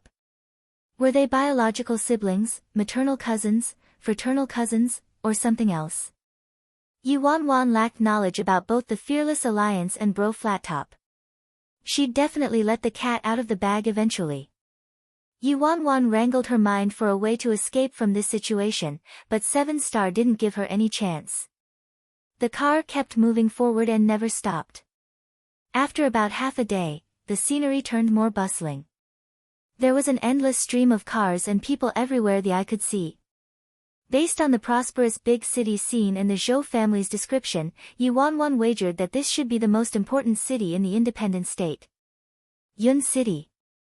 The headquarters of the four great clans, the Nya, Ji, Shen, and Ling families, were all located in Yun City, as well as the Martial Arts Union and the Mercenary Academy. The prosperity here wasn't inferior to China's imperial city in any aspect. Moreover, Yun City's territory was more vast, so it was much bigger than Imperial City. "How many years has it been since I've been to Yun City?" Yuanwan said, putting on an act. However, 7-Star didn't say anything, and his eyes remained shut. Box Nouvelle Coem, Yuanwan couldn't help but feel embarrassed. Why was this child so troublesome? A moment later, the fleet of cars stopped in front of a tall building, the Fearless Alliance's headquarters. The driver opened the car door, and Seven Star got out of the car. "Sister, we're here," Seven Star aloofly said when he saw Yuan dawdling in the car. "All right." Yuan had no choice but to follow Seven Star out of the car. "President, everyone will definitely die from excitement when they see you," the elderly man joked with Yuan. Yuan didn't know whether the members of the Fearless Alliance would die from excitement, but she herself quite wanted to die right now. She could have pretended to be anyone, so why did she just have to pretend to be the boss of a ruthless and savage gang like the Fearless Alliance? Carefully thinking back on the previous situation at the Zhou residence, if she didn't go with the flow back then and admitted she was Bro Flat Top, not only would the Zhou family have been done for, but she also wouldn't have ended up well. This was a solution amongst dead ends. She had no choice. "Let's go." Yuan squeezed a smile onto her face and followed Seven Star and the elderly man into the building. It had to be said that the Fearless Alliance was truly wealthy and loaded. They managed to build a building several dozen stories high in a place like Yun City as their headquarters. If she was really Bro Flat Top, that'd be rather nice. However, her parents both passed away. She was with her grandfather ever since she was young, and both she and her grandfather were Chinese. On the other hand, Bro Flat Top was from the independent state and her parents were both alive. No matter how you thought about it, she and Bro Flat Top couldn't be the same person. Moreover, Yuan couldn't find it in herself to believe that she'd be a vicious and evil criminal like Bro Flat Top before she lost her memory. She never imagined her previous self as someone who was wicked to the bone. The inside of the building was swarming with the elite members of the Fearless Alliance. They all called out, "Seventh Master," when they saw Seven Star. It looked like Seven Star might be young, but he had quite a high position in the internal management of the Fearless Alliance. Yuan was curious about this youth's charm and capabilities. "Sister, wait here for a moment." Seven Star led Yuan to an empty conference room as he told Yuan.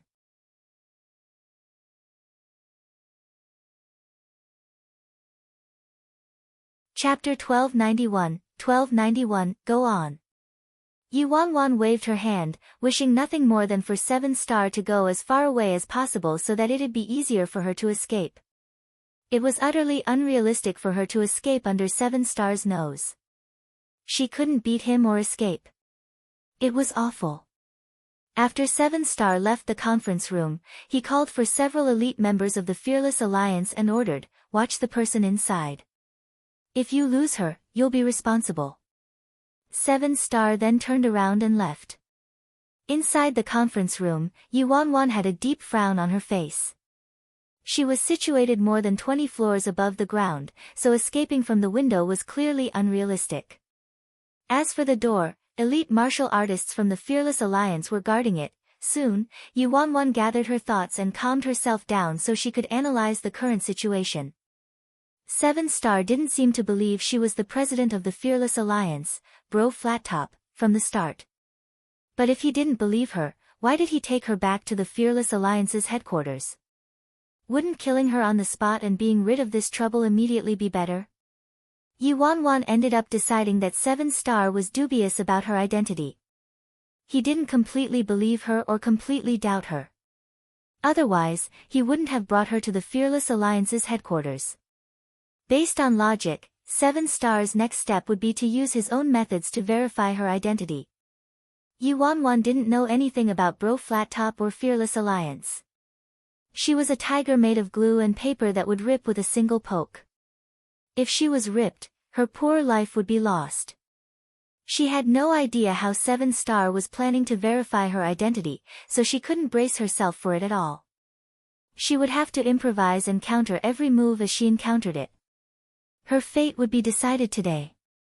Right now, Yuan had no choice but to imagine herself as the ruthless and savage Bro Flat Top and put herself into those shoes. Plus, she had to act natural and couldn't be too exaggerated. Thankfully, her acting skills were quite decent since she did produce 1 Best Actress and 2 Best Actors. The only difference was that Luo Chen and Gong Su acted for an audience. If they didn't act well, they'd merely be roasted and insulted. As for her, she was acting for the fearless alliance of the independent state. If she didn't act well, she'd lose her life.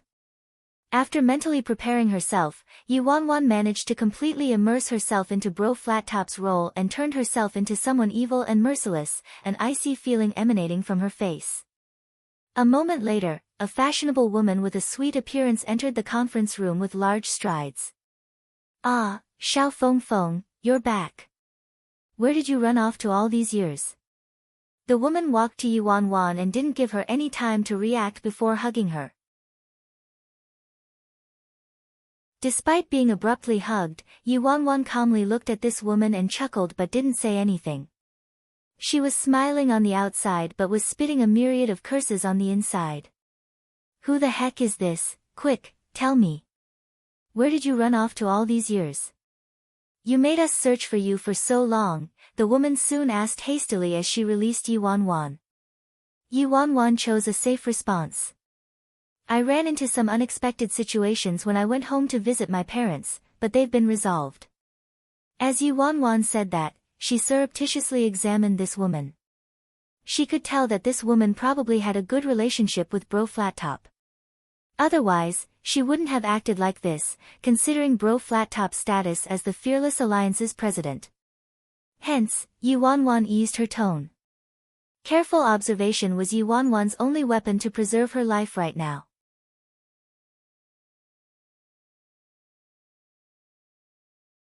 Chapter 1292, Ah, you are so unruly. A mere accident caused us to worry for so many years. 7-Star and Big Dipper 1, those brats, we missed you every day. Back then, they were turning the independent state upside down to find you, but you didn't even give us a call. How heartless. Although the woman said this, her eyes were incredibly gentle. Then she casually looked at her chest before saying with a smile, "You've transformed quite a bit these past years. If it weren't for 7-Star saying you were back, I definitely wouldn't have recognized you." Without waiting for Yu Wanwan to respond, she excitedly hugged Yu Wanwan and tousled her roughly. As she was embraced by this soft and warm person, Yu Wanwan's lips twitched imperceptibly. Isn't this too intimate? Could she be using the honeypot trap against me? What Yu Wanwan didn't notice was how the other woman's gaze surreptitiously landed on Yu Wanwan's messed up neckline. When the woman saw the half-hidden crescent birthmark, obvious surprise and joy surfaced in her eyes. Yu Wanwan wore a faint smile that looked intimate, but she knew full well that this woman was probably here to test her. "Box nouvelle com, alright, I'm a bit tired." "You should go back," Yu Wanwan calmly said. Alright. Xiao Feng, rest for a bit." The woman nodded with a faint smile and turned to leave. Outside the conference room, 7-Star leaned against the wall with his eyes closed, deep in thought. 7-Star.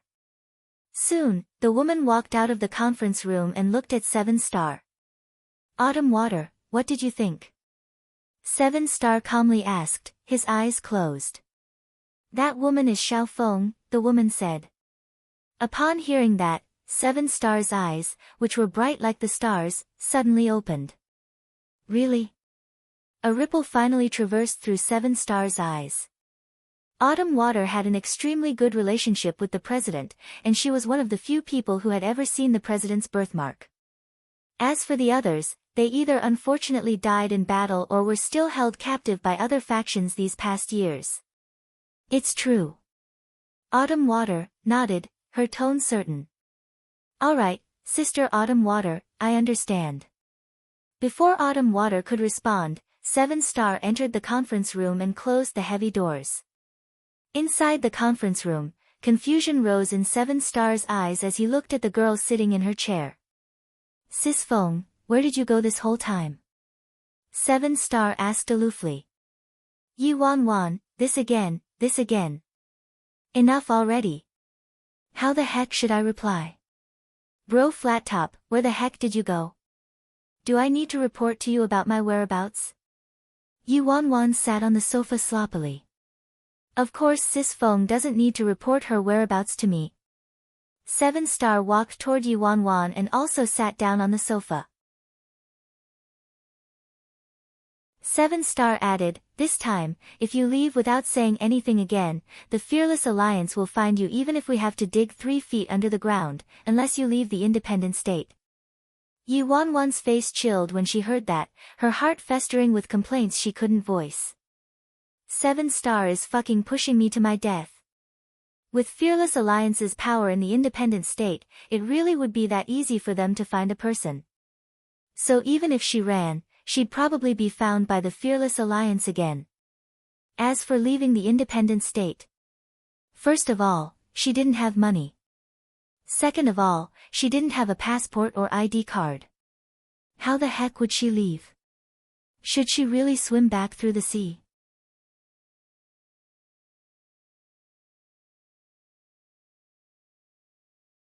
Chapter 1293, Oh. Yuan Wan's lips turned up with a cold smile, and her eyes were imposing and oppressive. 7-star, are you threatening me? Sis Feng, I'm just worried about you, 7-star replied expressionlessly. Mind your own business. You aren't qualified to worry about my business. Do you understand? Yuan Wan coldly asked.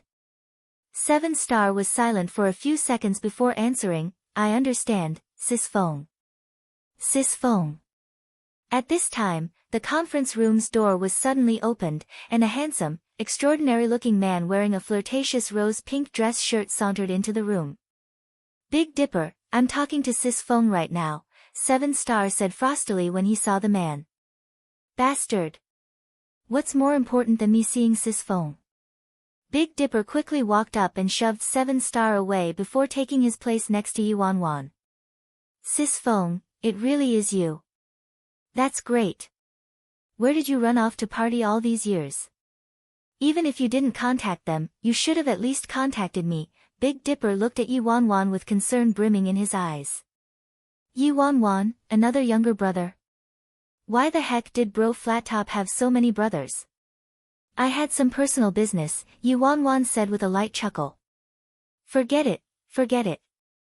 You've always been nomadic and hard to find. You mustn't go out and party again now that you're back. If you still want to go out and party, remember to take me, Big Dipper cheerfully said. Yuan Wan was rather speechless.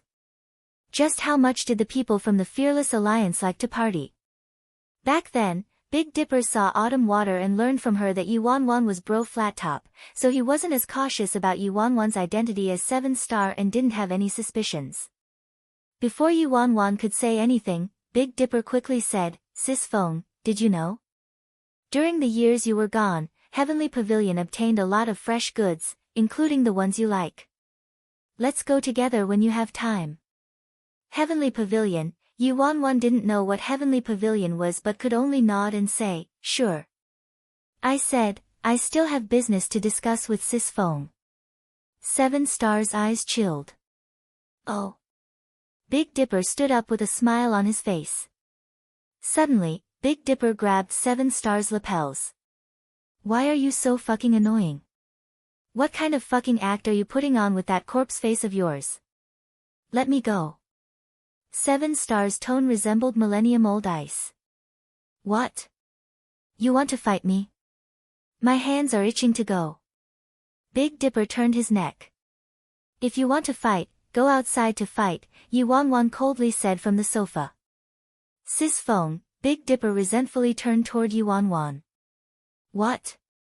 You didn't hear what I said? Yuan Wan asked. Humph. Big Dipper snorted and released 7-star. He sat back down angrily. Sis Feng, you're so biased. He was clearly the one who started it. Before Yuan Wan could respond, 7-star stood up and headed out of the conference room. Without looking back, he said, Big Dipper, follow me. Sis Feng, see. It's him who wants to provoke me. If he's missing a limb later, don't feel bad for him. Then Big Dipper charged outside on 7-star's tail. Yu Wanwan acted cold but was actually terrified to death on the inside. Neither Big Dipper nor Seven Star was easy to fool. Big Dipper especially probably only misbehaved like that in front of Bro Flattop. If facing an outsider, he would also probably tear them up without a bone left.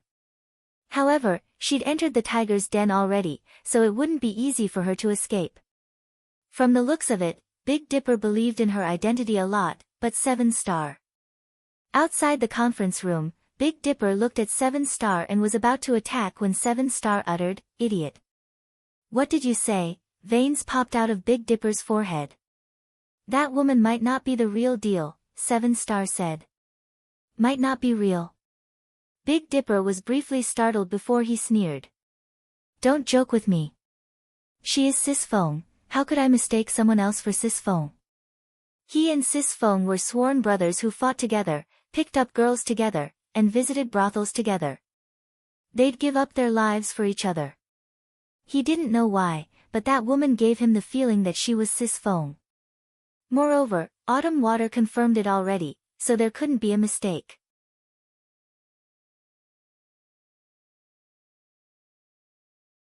Chapter 1294, 1294. Seven Star dryly glanced at Seven Star and snorted. He didn't say anything else to Big Dipper and turned to leave. "Seven Star, you dare to look down on me?" Big Dipper heatedly chased after him. Yu Wanwan finally relaxed upon seeing Seven Star and Big Dipper leaving. Thankfully, not everyone was so hard to fend off. From the current looks of it, she didn't need to worry about Big Dipper. The main problem was Seven Star, but there were probably other people aside from Seven Star to worry about. Thankfully, Seven Star couldn't completely deny she was Bro Flattop. She would be dead already otherwise. An unknown amount of time passed before a knock was heard from the conference room's door. Yu Wanwan straightened up and calmly called out, "Enter." Dozens of people entered the conference room. "Greetings, President." The members of the Fearless Alliance had different expressions on their faces when they saw Yu Wanwan, but they all saluted her. Yu Wanwan calmly nodded as a greeting. These dozens of people were probably the senior management of the Fearless Alliance. How could they have a low status in the Fearless Alliance if they came to personally greet the president of the Fearless Alliance, Bro Flattop? "President, it's truly great that you're back." After President went missing, the other major factions looked down on our Fearless Alliance more and more. Especially in recent years, because our president isn't here, a lot of branches betrayed the Fearless Alliance, causing the Fearless Alliance's power to lessen. "President, what do you think we should do?" a middle-aged man wearing a suit asked Yu Wanwan. Yu Wanwan's expression didn't change. Seven Star probably sent these people to test her again. If she was really Bro Flattop, she would have her own type of solution. But if she was fake, the slightest carelessness would expose her identity. Yu Wanwan icily assessed the middle-aged man. "A bunch of garbage." Her audience all jumped. "I merely left for a few years, but you caused the Fearless Alliance to degenerate and weaken to this extent? Aren't you ashamed to ask me what we should do?" Yu Wanwan coldly rebuked them and harshly slapped the end table. "Pardon this subordinate, President." This subordinate was useless. Cold sweat seeped onto the middle-aged man's forehead, and he didn't dare to say anything else. "President. He can't be blamed. After all, you were gone for so long, President. Some enemy factions saw that you weren't here, so they schemed against us, and there are also those traitorous branches. We're at our wits' end," an elderly man said coldly. "What? You're shoving all the blame onto me? It's because of me that the Fearless Alliance declined, is that right?" Yu Wanwan turned to the elderly man. This subordinate wouldn't dare. "I didn't intend on blaming President either. I was just telling the truth," the elderly man said. "Ha!" An icy smile curled up on Yu Wanwan's lips. "Don't find an excuse for your mediocrity and uselessness, understand?" The corners of the elderly man's lips twitched, but he nodded in the end. "I understand. All right. Make a list of those branches who turned traitorous and those factions who dared to provoke fearless alliance these past years and give it to me, Yi Wanwan coldly ordered. Is the president planning to seek retribution from those traitorous branches and opposing factions? Big Dipper turned to Yi Wanwan. I have my own plans, Yi Wanwan coldly replied.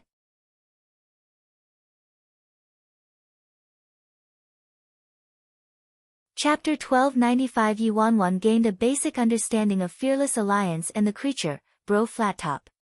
The president of the Fearless Alliance was named Bro Flattop, so she must be someone extremely arrogant and despotic.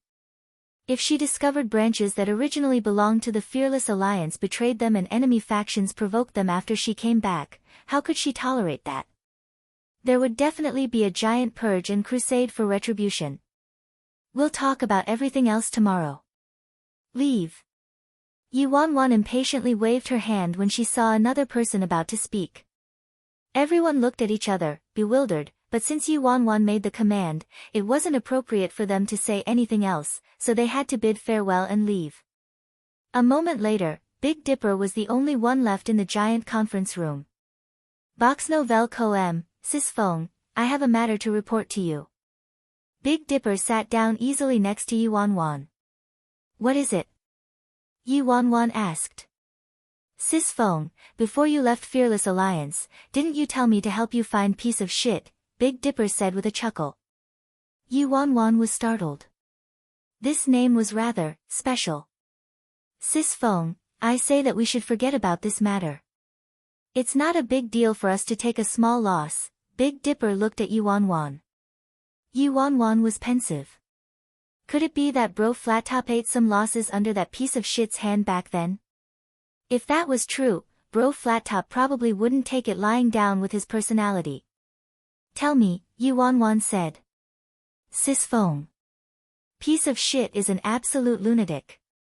You just had to provoke him back then, and were crushed by him in one move. 2 years ago, I got news about piece of shit, so I brought a group of people to seek vengeance. That lunatic nearly massacred the whole group. Thank God I ran fast enough. Sis Fong, you said it yourself, even your master might not beat him. Also, piece of shit nearly extinguished an ancient recluse clan all by himself some time ago.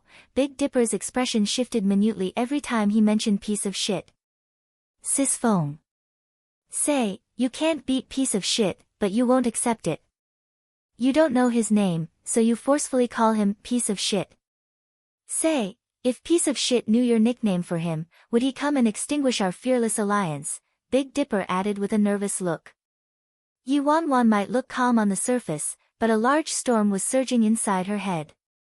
Sent Bro Flattop crashing to the floor in a move and nearly massacred Big Dipper's group. Plus, he nearly destroyed an ancient clan of the independent state all by himself. What the heck was piece of shit?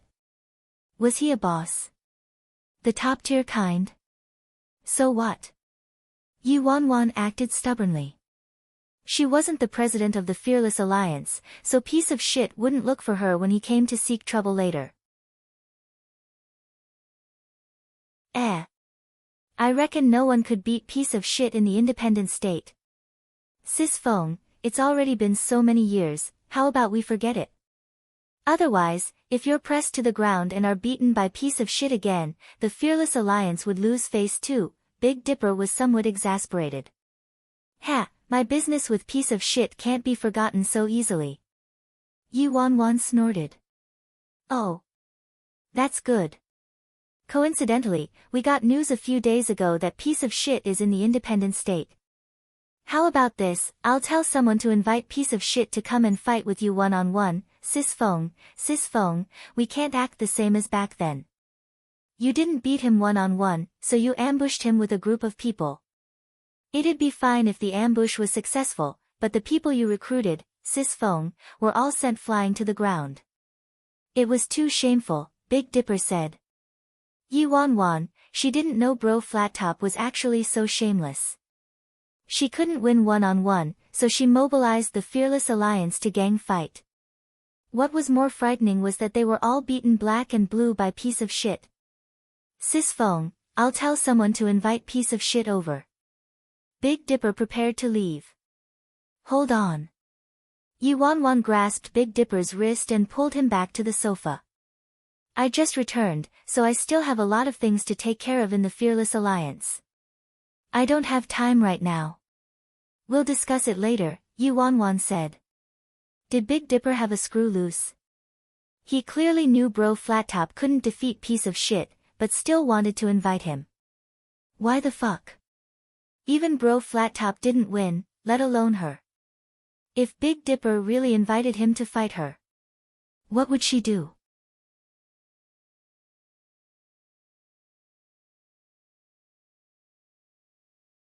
Chapter 1296 Weird, Sis Fong actually didn't want to fight when she could? However, Big Dipper thought it made sense when he thought about it. He nodded and said, true, there's a lot of matters in the Fearless Alliance that require your attention. We'll invite him later and ignore the outside world for now. The inner workings of the Fearless Alliance are of top priority. Yuan's eyes shifted when she heard that. She was utterly clueless about the Fearless Alliance's inner workings, but she fortunately could learn about it in detail through Big Dipper today. Sis Fong, you were gone for so many years. That group of old geezers thought you were dead already. Those old geezers knew you came back, but not a single one came to see you today. They're utterly disrespecting you. Big Dipper snorted. Yuan previously heard that the Fearless Alliance was divided into two factions. The old geezers Big Dipper mentioned had to be the other faction of the Fearless Alliance. They not only didn't come to see you, Sis Fong, but they insisted that Sis Fong must be a fraud. They want to thoroughly investigate the matter and eliminate you, Big Dipper continued upon seeing Yuan's silence. Yuan was suffering silently. How miserable, I really am a fraud.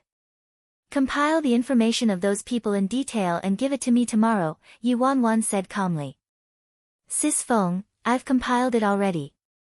I was just waiting for you to say that. However, you just returned, so even if you wanted to reorganize the internal system, it'd be best for you to slowly proceed.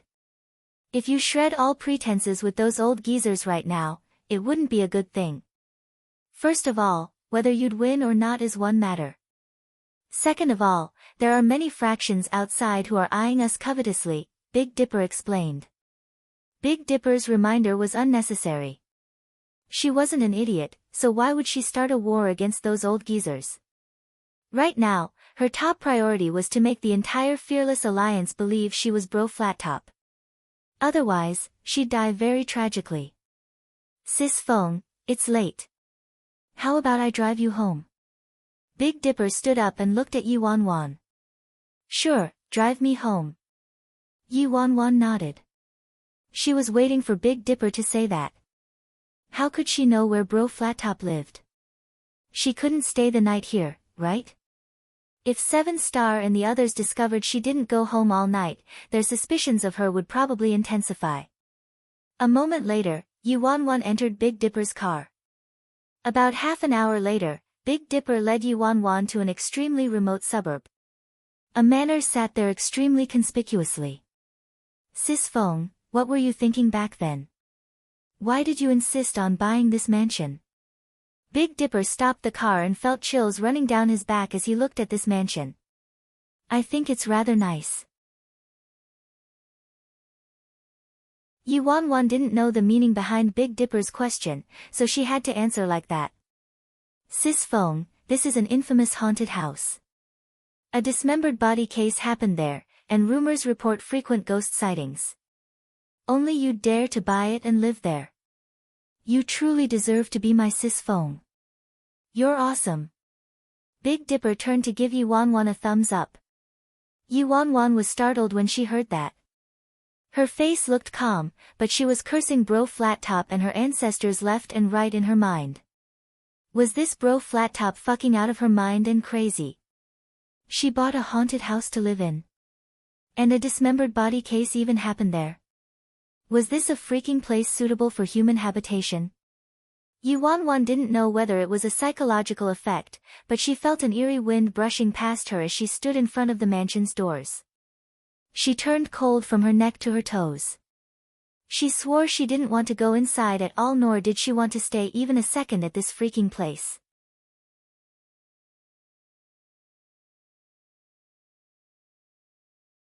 Chapter 1297, 1297. Big Dipper took out the key and opened the front doors.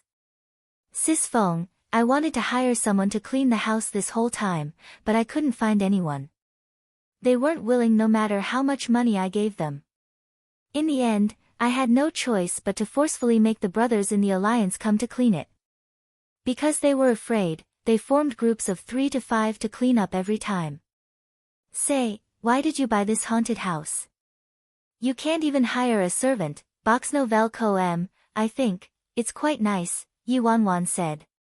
Nice my ass. Sis Feng, the keys for you.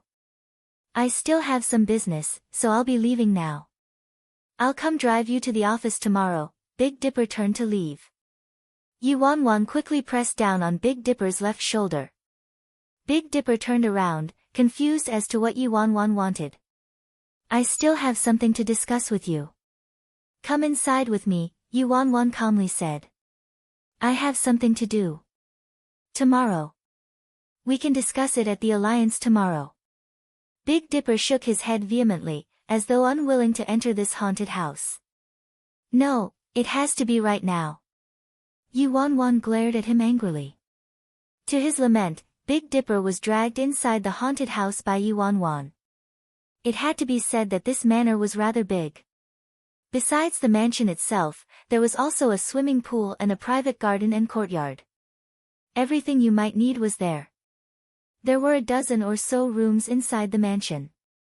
It was at least 700 to 800 square meters big, which made it very spacious. Its haunted and dismembered body case history added a creepy and horrifying aura to this manor. As soon as Yuan stepped into the mansion, goosebumps crawled over her body. Big Dipper turned the lights on, and the dark room immediately lit up. Sis Feng, is there anything else? If there isn't, I really need to go. Big Dipper gulped as he examined the enormous haunted house. It's late already. I think you should find a room and stay the night. You can leave tomorrow, Yuan suggested pensively. However, Big Dipper's expression shifted the second he heard that. No. Sis Feng, I suddenly remember, my mom got hit by a car recently. She's in the hospital, so I have to go to the hospital. Before Yuan could say anything, Big Dipper shot outside like he was fleeing and disappeared without a trace. Yuan's lips twitched. Was Big Dipper really that scared of a haunted house? A long while later, Yuan gathered up her courage and walked around the mansion like she was sightseeing. A row of bone-chilling paintings were inside the mansion.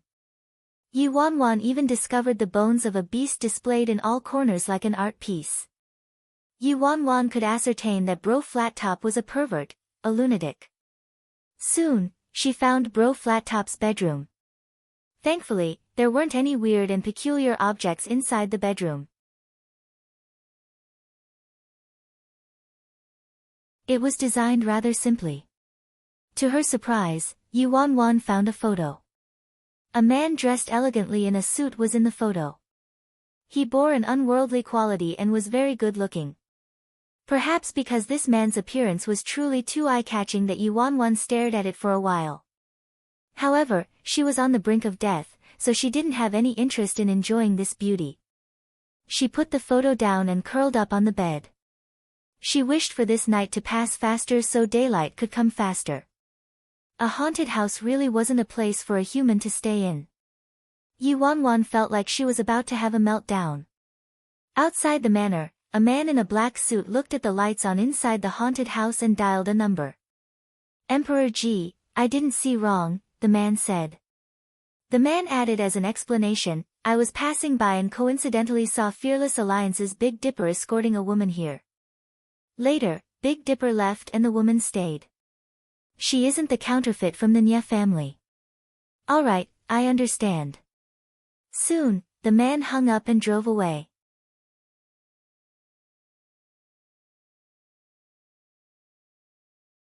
Chapter 1298. The next morning at dawn, Yuan was woken up by a light knocking. Yuan barely closed her eyes the whole night as she laid on a bed inside the haunted house. She finally couldn't hold on when the sky started turning bright and rested for a little while. When she heard the sound of knocking, she thought it was Big Dipper, so she immediately put on her slippers and left the bedroom. When she opened the front doors, the person who entered her eyesight wasn't Big Dipper. It was a man with a faint smile on his lips. The man was wearing very normal clothing, but she could still sense the aura of a superior from him. Yi Wanwan instinctively became alert.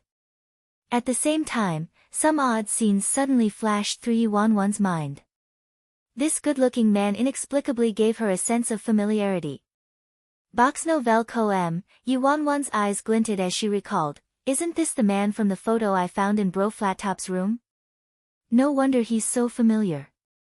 Won't you invite me inside and sit down? The man asked with a chuckle. Yi Wanwan returned to the present when the man finished speaking. Since he found her, he was probably someone from the Fearless Alliance, right? Soon, the man entered the mansion at Yi Wanwan's gesture. Xiaofeng, how have you been these past years away from home? The man chuckled lightly as he looked at Yi Wanwan. I've been fine, Yi Wanwan answered. Yi Wanwan's suspicion grew. This man called her Xiaofeng. In other words, his relationship with Bro Flattop was probably unusual. They probably weren't merely superior and subordinate. The man walked to Yi Wanwan, his eyes as unfathomable as the starry night burning into Yi Wanwan's eyes. Xiaofeng, you've changed. You're a lot calmer than before. You also seem to be better looking. An amused smile hung on his lips as he said those words. Yi Wanwan chuckled lightly as a flimsy response. Of course she freaking changed. Ignoring the fact that she wasn't Bro Flattop herself would have changed drastically after disappearing for so many years before reappearing. Bro Flattop supposedly disappeared when she was in her late teens, and girls underwent an enormous transformation in appearance in their teens and 20s. Hadn't he heard of the saying, a girl changes 18 times between childhood and womanhood? Before Yi Wanwan could say anything else, she caught a whiff of a delicious scent and automatically clutched her starving and rumbling stomach. Hungry? The man smiled lightly. Your favorite bento? I made it myself. The man handed a bento to Yi Wanwan. You made it yourself, Yi Wanwan turned more surprised. What was the relationship between this man and Bro Flattop? He personally made a bento for Bro Flattop to eat and also called Bro Flattop Xiaofeng. Yi Wanwan's intuition told her that this man was most likely Bro Flattop's admirer. Thanks, but no need. Yi Wanwan cautiously shook her head. The man didn't say anything to that and carefully put the bento away. Xiaofeng.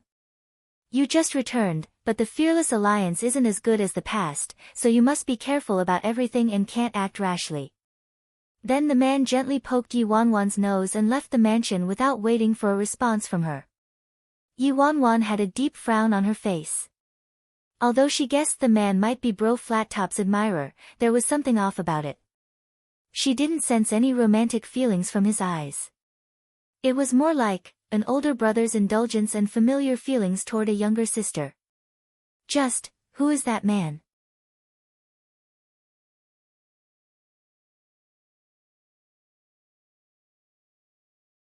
Chapter 1299 Sis Feng.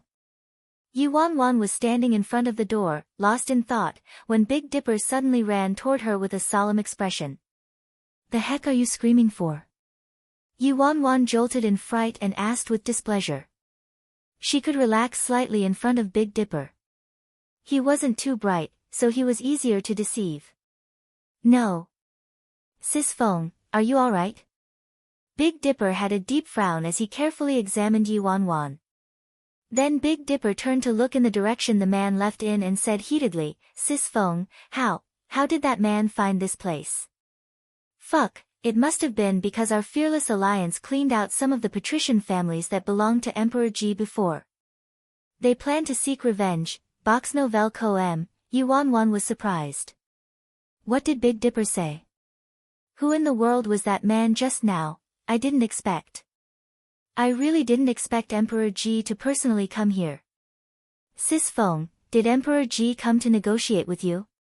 That man is one of the most dangerous men in the independent state. You mustn't be careless, sis Feng. Big Dipper anxiously cautioned her with his fists tightly clenched. Emperor Ji. A storm raged through Yuanwan's mind when she heard that name. How could Yuanwan be ignorant about Emperor Ji after obtaining some knowledge about the independent state's situation? The heir of the Ji family, one of the 4 great clans. Moreover, Emperor Ji's own power wasn't inferior to the Ji family's in the slightest. He was the emperor of the underground syndicates in all of Europe, and his position was unshakable. With the exception of piece of shit, he was the most dangerous man in the independent state. That man just now was actually the renowned Emperor Ji. However, Yuanwan was a bit confused. Why did Emperor Ji call her Xiao Feng, and even personally make a bento for her? Could it be that Emperor Ji also liked Bro Flat Top? Or was it for some other reason? However, if Emperor Ji was pursuing Bro Flat Top, why didn't Big Dipper know about it and even thought Emperor Ji came to negotiate with her? Yuanwan felt her head swimming. Weren't the relationships a bit too tangled and complicated? I'm fine, don't make a scene. Yuanwan glanced at Big Dipper. Oh, alright then. Big Dipper shrugged. He wouldn't say anything else since Yuanwan herself said she was fine. A moment later, Yuanwan finished packing up and entered Big Dipper's car, heading toward the office. When they arrived at the Fearless Alliance's headquarters, Yuanwan went to her personal office. There was already a giant pile of documents waiting for her attention early that morning. Yuanwan couldn't help but snort at the contents of those documents. If she guessed correctly, either 7-Star or those old geezers were using these documents to test her. Thankfully, Yuanwan helped Si Yihan handle quite a few similar documents while she was in China, so she dealt with it all smoothly. These documents included detailed information of the branches who betrayed the Fearless Alliance, some information about their relationships with enemy factions, and some difficult collaboration proposals with a few major factions, etc. Sis Feng, here's the information about those old geezers. Big Dipper entered the office without knocking. Remember to knock before entering next time, Yuanwan dryly said as she took the files. Big Dipper scratched his head. Okay. After Big Dipper left, she detailedly examined the information about the old geezers. Yuanwan finally obtained a detailed view of the Fearless Alliance's situation through Big Dipper's files.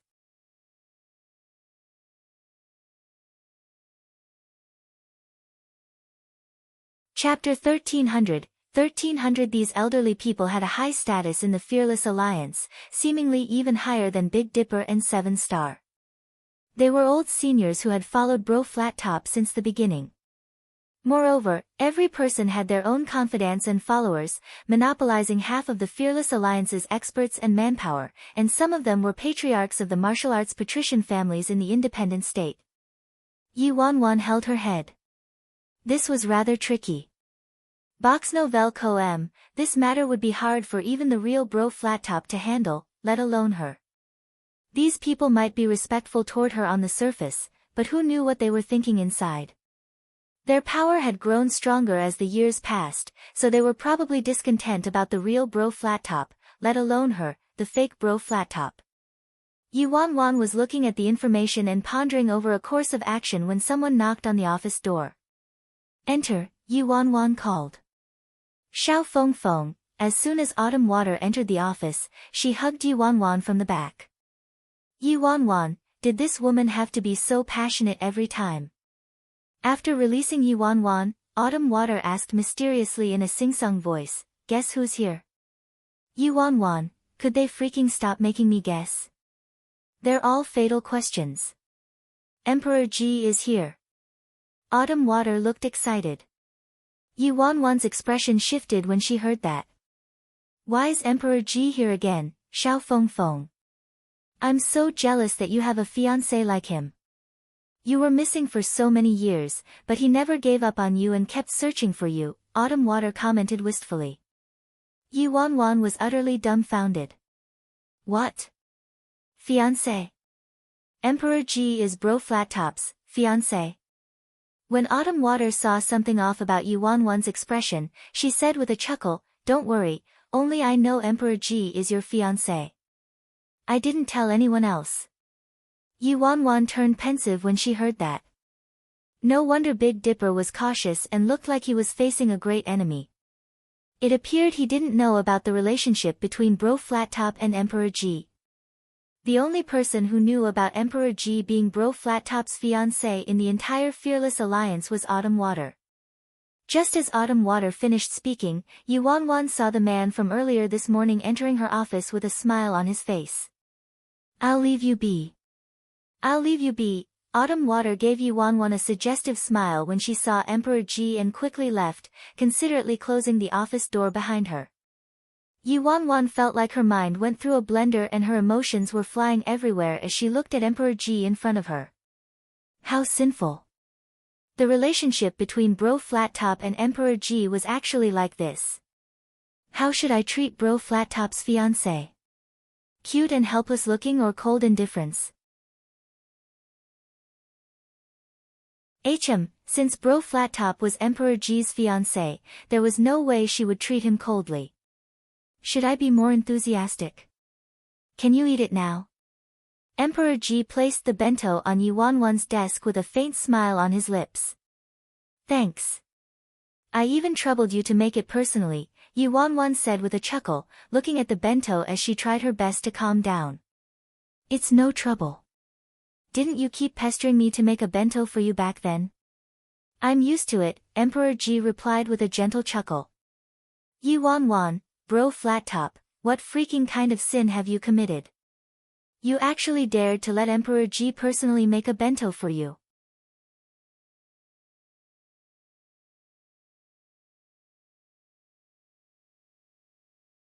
Chapter 1301, 1301 You can take away your man. I don't want him, if Emperor Ji discovered she was pretending to be his fiancé. At that point, she'd not only have to face a hunt from the Fearless Alliance, but also all the underground syndicates in Europe. Worst case scenario, even one of the 4 great clans of the independent state, the Ji family, would hunt her down. She'd truly be 12 feet under. Eat it while it's hot. It'll get cold soon, Emperor Ji said to Yu Wanwan with a chuckle. Yu Wanwan had no choice but to helplessly open the bento box. When she saw the contents of the bento, she was startled. She thought it would at least include some swallow's nest and abalone even though it was just a bento, considering Emperor Ji and Bro Flattop's status. However, there were only a few pieces of lean pork and some vegetables aside from rice inside the bento. Bro Flattop liked to eat these kinds of things. Based on the rumors about Bro Flattop and after learning that Bro Flattop lived in a haunted house, she'd believe it if someone told her Bro Flattop was a cannibal. Hence, she didn't imagine Bro Flattop's eating habits to be so simple and homey. She wasn't used to Bro Flattop as a normal human being. Yu Wanwan separated her chopsticks and tried the food. She immediately looked up at Emperor Ji with surprise. Aren't this man's cooking skills a bit too good? Does it suit your taste? Emperor Ji asked. It's very good, Yu Wanwan nodded honestly. You only like to eat this, so I only know how to make this. Emperor Ji chuckled. Yu Wanwan's little heart skipped a beat when she heard that. Ah, this man is quite good at flirting. In less than 10 minutes, Yu Wanwan ate the entire bento. Emperor Ji was sitting on the sofa. He lightly waved his hand at Yu Wanwan. Come sit here. Yu Wanwan was somewhat hesitant. This man is Bro Flattop's fiancé. However, she instinctively felt an extremely dangerous aura coming from him, a superiority that shouldn't be undermined. She was currently playing the part of Bro Flattop though, so she had no choice but to walk toward Emperor Ji and sit next to him. How did you spend the past few years on the outside? Emperor Ji's unfathomable and alluring eyes landed on Yu Wanwan. Although this man's every word sounded like part of a casual conversation, there was also a deeper meaning behind every word that caught her off guard. Yu Wanwan gathered her thoughts and stayed alert. She mirthfully answered, it's naturally worse than being at home. Emperor Ji nodded. You probably weren't all alone these years, right? What do you mean? Yu Wanwan's brows furrowed. For example, You were with another man, Emperor Ji nonchalantly said. What in the world do you mean? Are you suspecting I did something that wronged you? Yi Wanwan inquired furiously. Although Yi Wanwan had an infuriated expression, she was actually scared to death on the inside. How did she know who Bro Flattop spent the past few years with on the outside and whether she did anything that wronged her fiancé? She wasn't Bro Flattop. Ji Shuran shook his head. No need to be angry. I was just asking. I still have some business to attend to, so I'll take my leave now. Then he slowly stood up, and his slender fingers brushed past the tip of Yi Wanwan's nose as he said, Allow me to introduce myself. I'm Ji Shuran. Without giving Yi Wanwan a chance to respond, Ji Shuran left. A storm raged through Yi Wanwan's mind as she watched Ji Shuran leave. What in the world did Ji Shuran mean? She was basically his fiancée right now, so why did he introduce himself to his fiancée?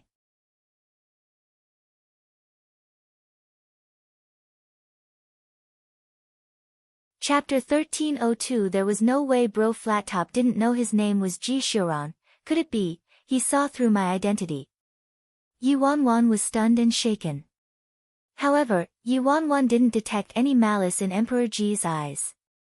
If Emperor Ji really found out she was pretending to be his fiancée, she probably wouldn't live past tomorrow. What in the world was going on with this man? Yi Wanwan couldn't figure it out immediately. Seeing that Ji Shuran was leaving, an elderly man standing by the office door followed Ji Shuran, and they left the Fearless Alliance together.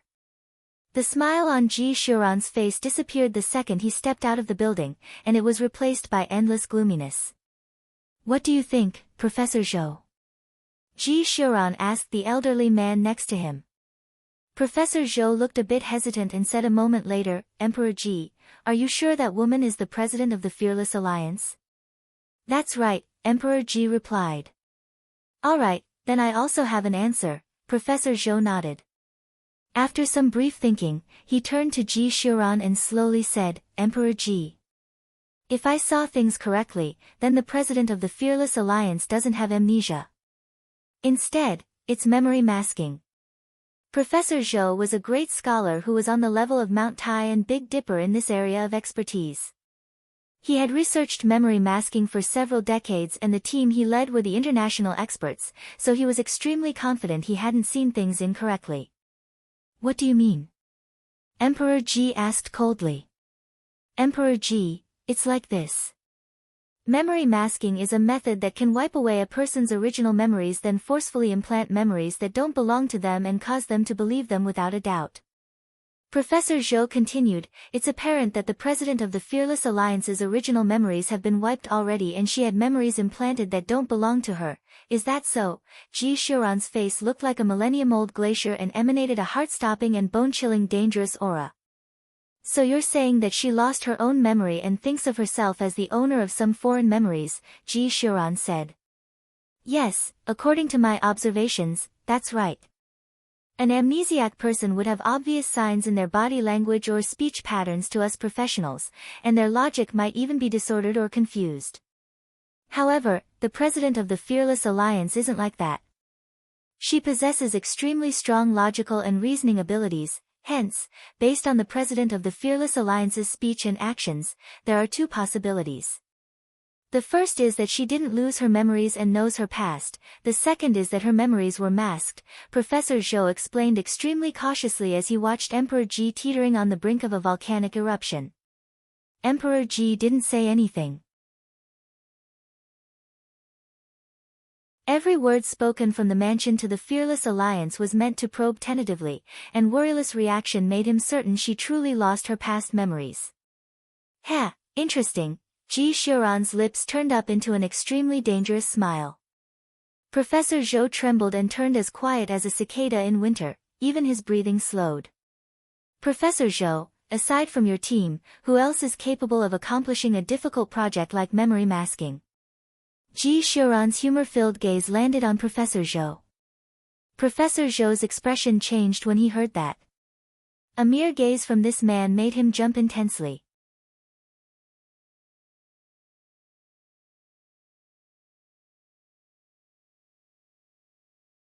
Chapter 1303 Emperor Ji, we didn't know the president of the Fearless Alliance, and we've never had a single interaction with her.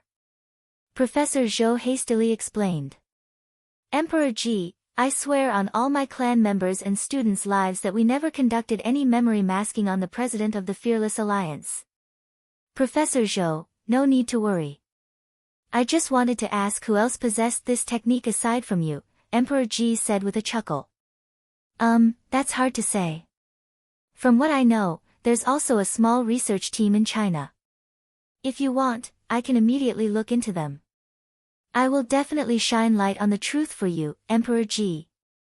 Professor Zhou vehemently swore as he used a handkerchief to wipe the sweat off his forehead. Wonderful. Then I'll trouble you to look into it. I'll give you 2 months. Then Emperor Ji left without looking back and entered the luxurious car in front of them. Emperor Ji, is that person Miss Worryless? A young man wearing a black suit asked. Yes, Emperor Ji answered after a pause. Joy surfaced on the young man's face. However, her memory was replaced, Emperor Ji said darkly. What? The young man was shocked, disbelief overcoming him. The second Emperor Ji saw Yuanwan that morning, he confirmed this girl was truly Worryless Nya, and the birthmark Autumn Water from Fearless Alliance mentioned also proved it. She was completely different from the fake Worryless in the Nya family. Worryless Nya left the Nya family and had been with her grandfather since she was young, so Madame Nya was separated from Worryless Nya more often than not and wasn't all too familiar with Worryless Nya's birthmark. However, the elders of the Fearless Alliance like Autumn Water went through fire and water with Worryless Nya, so they were very familiar with her birthmark, Autumn Water especially. Since the birthmark on Worryless Nya was a bit unusual, it was nearly impossible to make an identical copy of it. Also, the third Miss, Nya Linglong wasn't very familiar with Worryless Nya's birthmark, so she couldn't replicate the birthmark to its true, original likeness even if she found someone to pretend to be Worryless Nya. Emperor Ji. I know about the lunatic project, memory masking. If Miss Worryless was really. Then doesn't that mean? Just which malicious person has such a deep hatred toward Miss Worryless? The young man was infuriated. Duan Fei. Ji Shuran turned to the young man. Yes, Emperor Ji. Duan Fei responded. Worryless might have lived in China before this. Head to China immediately with skeleton, Ji Shuran said. Emperor Ji, you mean? Duan Fei looked contemplative. Bring back all the people Worryless has been in contact with these past few years. If you discover the culprit who replaced Worryless memories, kill them without mercy. The corners of Ji Shuran's lips turned up. Duan Fei's heart trembled when he saw that signature extremely dangerous smile on Emperor Ji's face. This time, Emperor Ji was truly angered. Duan Fei promptly answered, don't worry, this subordinate understands. Inside the office, Yuanwan was deeply immersed in her work. She wasn't there to be a king and live in ease and comfort at all. There was a giant pile of documents waiting for her attention, and she was more miserable than a white-collared worker working overtime. Most importantly, Yuanwan didn't dare to carelessly handle some of these documents since many of them were related to the Fearless Alliance's ongoing issues with the opposing factions. If she handled them carelessly, the slightest mistake could lead to inconceivable consequences. Sis Feng. A moment later, Seven Star's voice, along with the sound of knocking, was heard outside the office.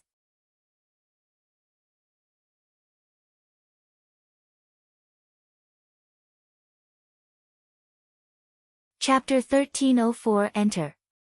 Yuanwan regained her cool facade. Seven Star entered with Big Dipper behind him. Sis Feng, did you finish going through the files? Big Dipper asked when he reached Yuanwan. What is it? Yuanwan looked impatient. Sis Feng, since when were you so hardworking? Why don't you relax a bit? You must have learned a lot of new tricks after being gone for so long. Perform one for us, how about it? Big Dipper said as he excitedly rubbed his hands together. Yuanwan frowned. Perform one. Perform what? perform a transformation. Ha! Sis Feng's magic tricks are on the same level as those great magicians who come to the independent state from the outside world to earn money. 7-star joined in with a chuckle. Yi Wanwan's heart skipped a beat. So it's magic tricks. Why do they want me to perform a magic trick out of the blue? Yi Wanwan wasn't dumb. She naturally knew 7-star came to test her again. You want to see me perform a magic trick? Sure. Yi Wanwan's eyes swept over their surroundings before she picked up the water cup on the desk and drank all the water in one gulp. Look at this cup. Yi Wanwan handed the cup to 7-star. 7-star took the cup and examined it momentarily. It looks fine. Is there anything inside the cup? Yi Wanwan asked. No, 7-star answered.